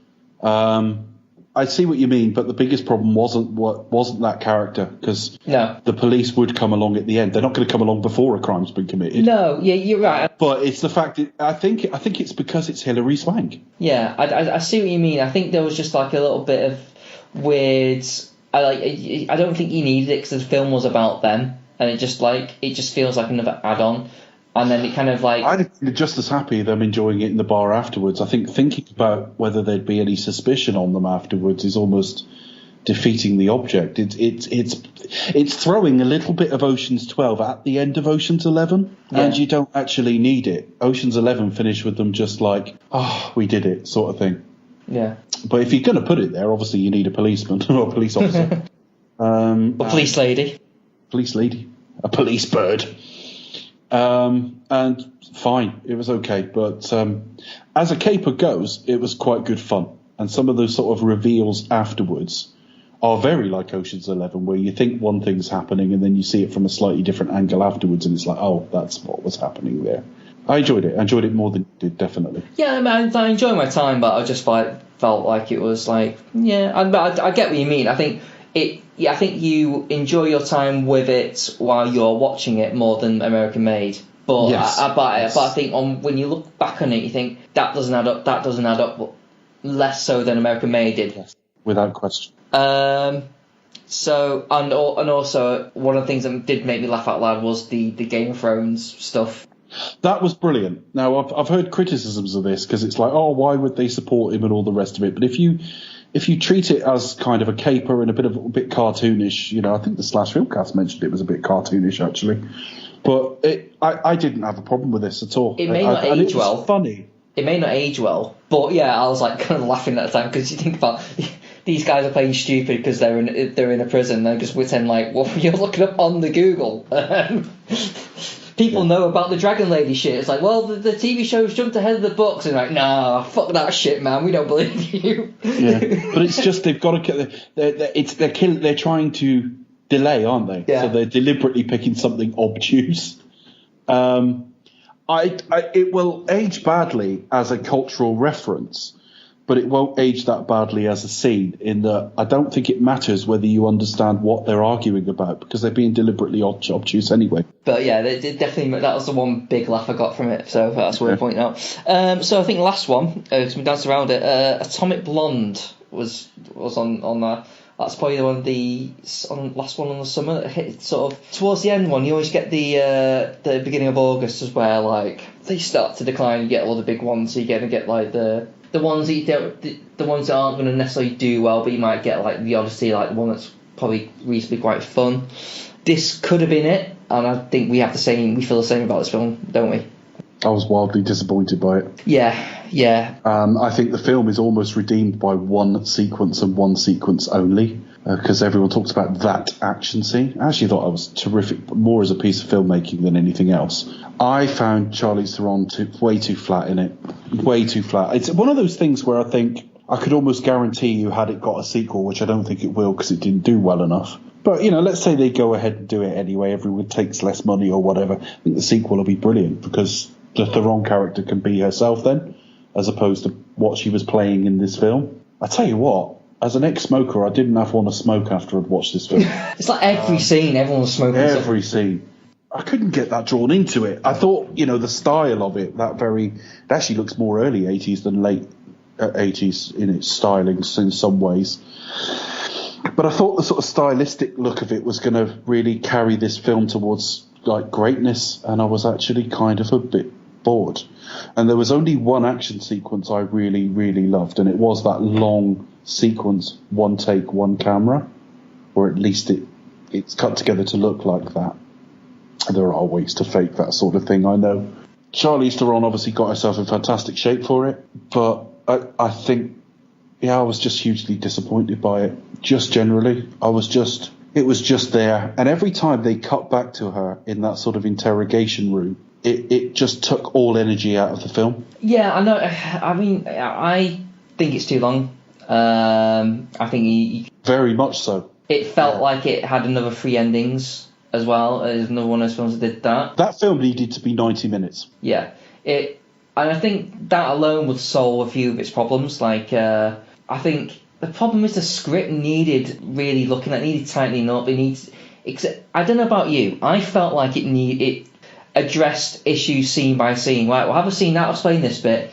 Right, well, then we'll address it later on in one scene. It's like, can you not just be efficient with your scenes? Can you not just like explain 2 things at once? This film was full of scenes we didn't need. Yeah, and just bits of her in a hotel room and bits of her in this bar, and half the time it was either releasing information you could have combined into other scenes. You're absolutely right. I think it was going for like, look how great we look. Like, look of all the neon and. Oh, it was all style. This film was all style.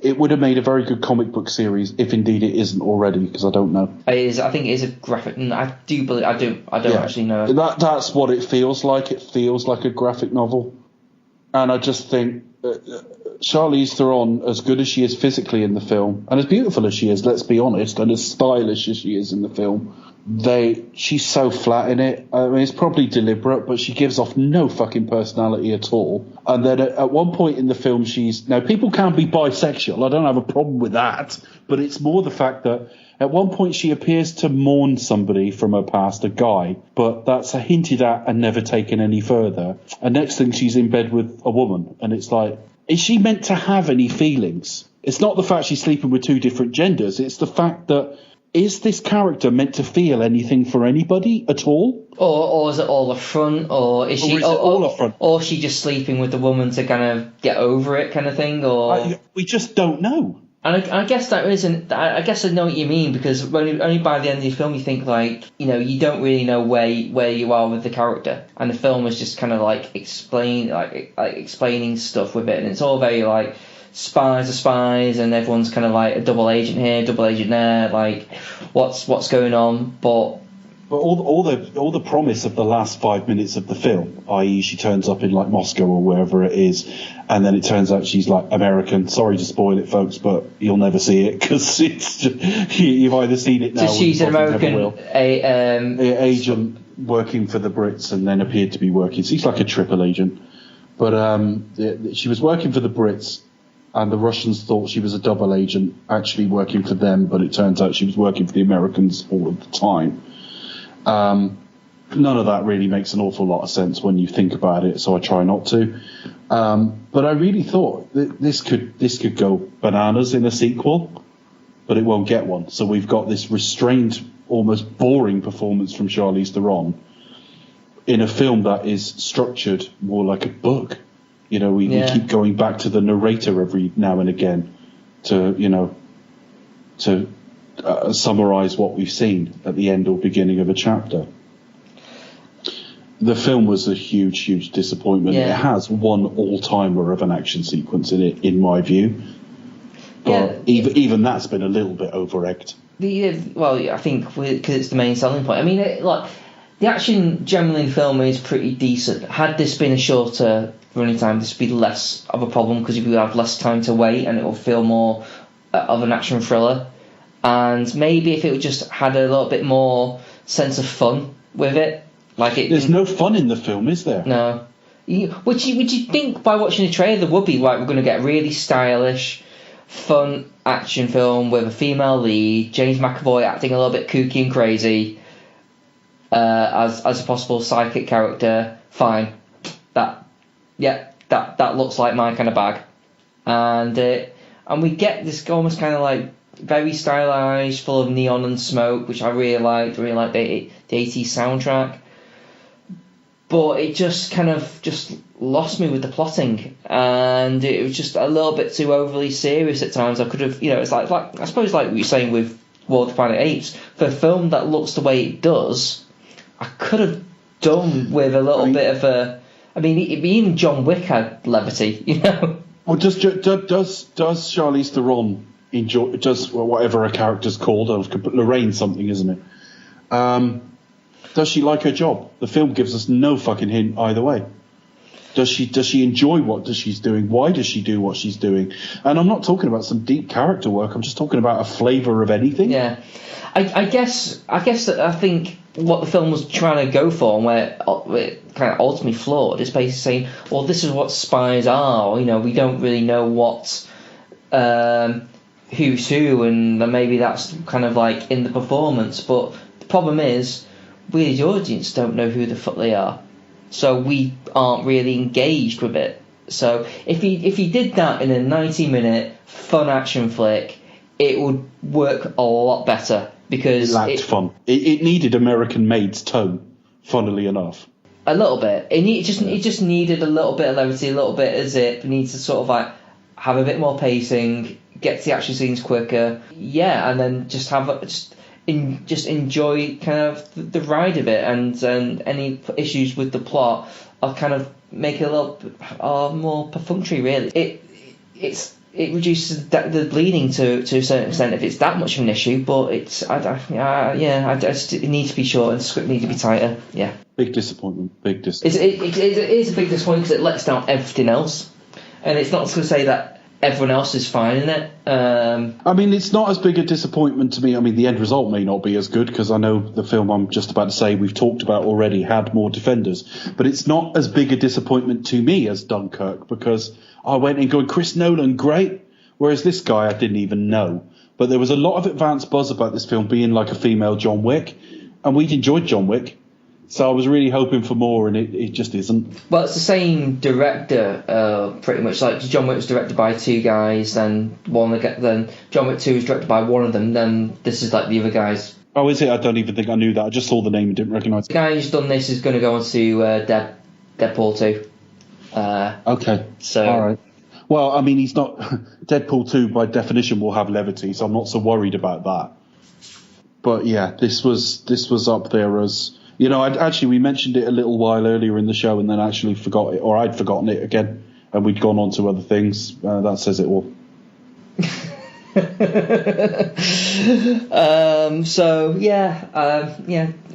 was kind of disappointed with it as well. But I guess we're in agreement with this. So, is there anything you're looking forward to for the rest of the year? Kingsman, the Kingsman sequel. It could be. I don't know. They could end up overdoing that. It may not work, but I'm looking forward to it, definitely. Yeah, I love Kingsman. I loved the first one, so... I did. It's really fun. It was funny Becca complaining about it finishing on an anal sex jokes when so many of the podcasts with her names on it have done the same thing. Seeing that's what we do anyway. I'm going to go and see... I'm quite looking forward to the Borg McEnroe film later this month. I'm not a big Shia LaBeouf fan, but I'm quite interested to see, based off trailers and that, I'm interested to see how that comes out. It's actually a Swedish film, I think. And I mean, it sounds obvious, but Star Wars, but it's a proper episode this year, not like an anthology one, not a Star Wars story. It's episode 8.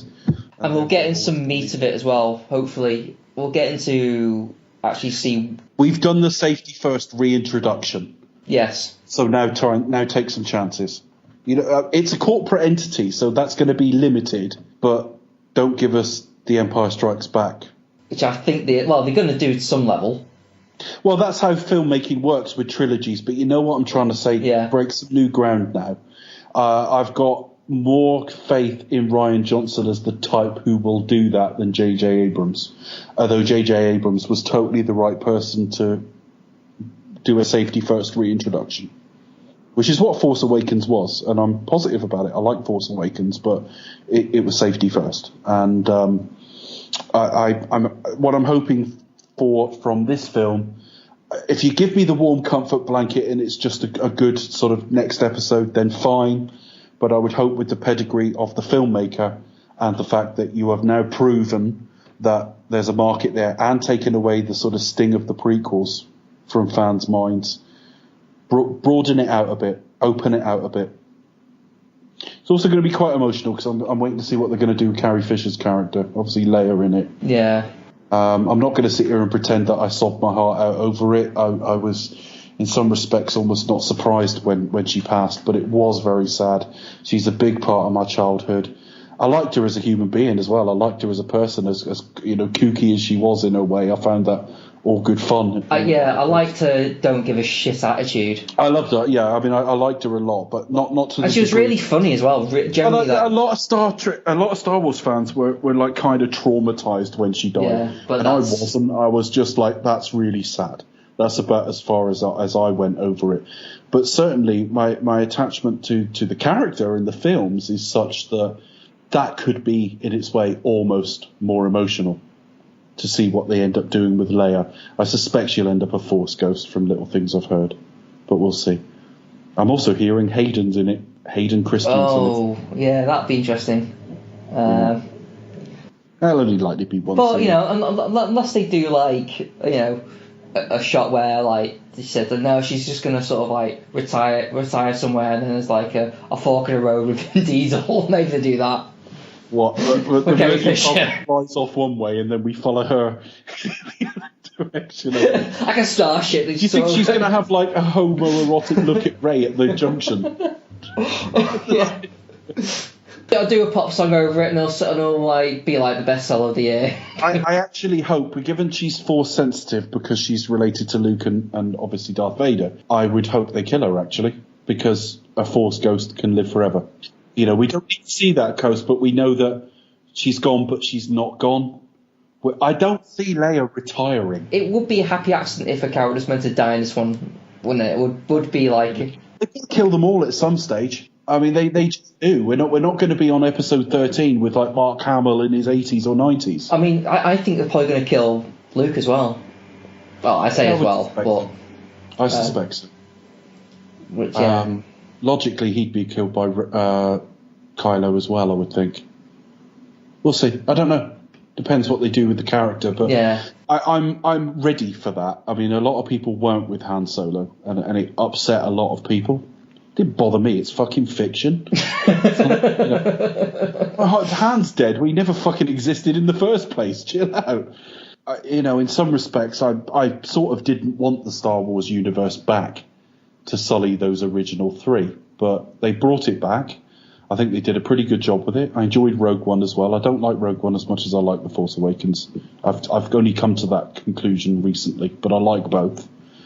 And if you're going to go on in perpetuity, you've either got to move entirely away from that group of people and that sort of those groups of planets, or you have to kill off the characters we've come to know and love. Sad as it may be. So is that the only big films on the horizon then? It's got to be, can't be just Kingsman and Star Wars. Oh, well, no, we got Black Panther in February. I mean, if we talk about before we get to sort of next summer, if you like. Oh, geez, nothing before then? Nothing like the rest of the year? Jesus Christ. There's probably things, I just can't think what they are. Yeah, actually, I can't think of many as well. I can't really think of anything obvious, but yeah, those are the two. Oh, Thor. Oh, fucking hell. Thor Ragnarok, of course. Yeah. That'll be fun. I like Thor: The Dark World more than most people do, because most people really don't like it. But I still think the Thor films have been lesser Marvel so far, and I've actually got a feeling they're really going to let loose with this one. Yeah, it looks a lot more like Guardians of the Galaxy, though, doesn't it? It looks a lot more fun. And the thing is, I've always had a thing for sort of the Incredible Hulk as a character. I want Hulk films and I want them to succeed. Now they don't, so we're not going to get them, and that's fine. But like anything that's got, when I look at when people say, "Oh, the Avengers," Captain America: Civil War was just an Avengers film. Now the Hulk weren't there. Don't count to me. I think it will help for as a character to have a good foil to go back and forth with. He hasn't had that. He's kind of lived in his own head. You've had Loki there, but we know Loki's not really, well, you're not going to have a buddy movie with the two of them. I mean, they tried a little bit, I suppose, in the Dark World, but Loki's always going to be Loki. He's always going to betray you at some point. I'm looking forward to it. It's bizarre I forgot it because I'm actually quite excited about it. Yeah, I knew there was something we were forgetting. I knew there was and I'm pretty sure there's another big film as well. There's Justice League, which you mentioned about before. Yeah, I mean, obviously you've got Justice League. And I'm looking forward to that a great deal as well. I'm still hedging my bets because of the Zack Snyder element to it. Yeah. How much his influence has been erased, and I really don't mean to rag on Zack Snyder. I think he's achieved enough in his career that he deserves to make films. But I thought Batman vs Superman was so bad. It's not as offensive to me now because I've almost sort of got used to it. Yeah. But, I mean, that was a very bad film, and it was a film I ripped apart in a review, and I will again, I'm sure, when we come to do it sometime. So I don't want Zack Snyder involved, so I'm hoping the Whedon element has become quite dominant in it. Having said that, I didn't really like Age of Ultron that much, but we'll see. Well, we will see. So, Dave, tell us where you can find on social media. Now we have this epic long... God knows how long we've been doing this. I think the show might go north of 3 hours. We'll see. You can find me at the Pasty Kid 1976 on Twitter, and you can also find me as part of the podcast You Expect Us to Talk, which is at Expect Us to Talk on Twitter or facebook.com/Expect Us to Talk. And you can find me at Twitter at Cinematronics, and where you can find this website. What I'm talking about. You can find this podcast at the website. You can find this plant pot. Yeah, plant pot. You can also find this podcast and Do You Expect Us to Talk at cinematronics.co.uk. So, David, thanks once again. I'm sure we will do it again, and you'll be on podcast yet again. The 2018 summer review. Yes, but I should get more people on just for variety's sake. Yes, well, there are some interviews and stuff Chris has lined up with other people, but it's timing. And, well, I haven't lined up anyone yet, but I will do. Chris, we were both aware that was bullshit. I was trying to hoodwink the listeners. Well, you will interview Becca at some point. Yes, and I'm sure probably Charlie people, as well. Yeah, and other people will. But we haven't asked Charlie, so Charlie, if you're listening, turns out you are apparently. We're just assuming it's like, yeah, you're doing it. Yeah. Why would anyone say no to the juggernaut that is the Cinematronics podcast? I mean, come on. We only take like 4 hours to record one. It is the father brand, actually, though. Do You Expect Us to Talk sits under the Cinematronic brand. This is the senior podcast, supposedly. Yeah. Do You Expect Us to Talk has become I don't look at it that way. It's just rather out of convenience that it lives on my website. Really, that's about it. But yeah, so thanks for listening, and cheerio. Good night, folks.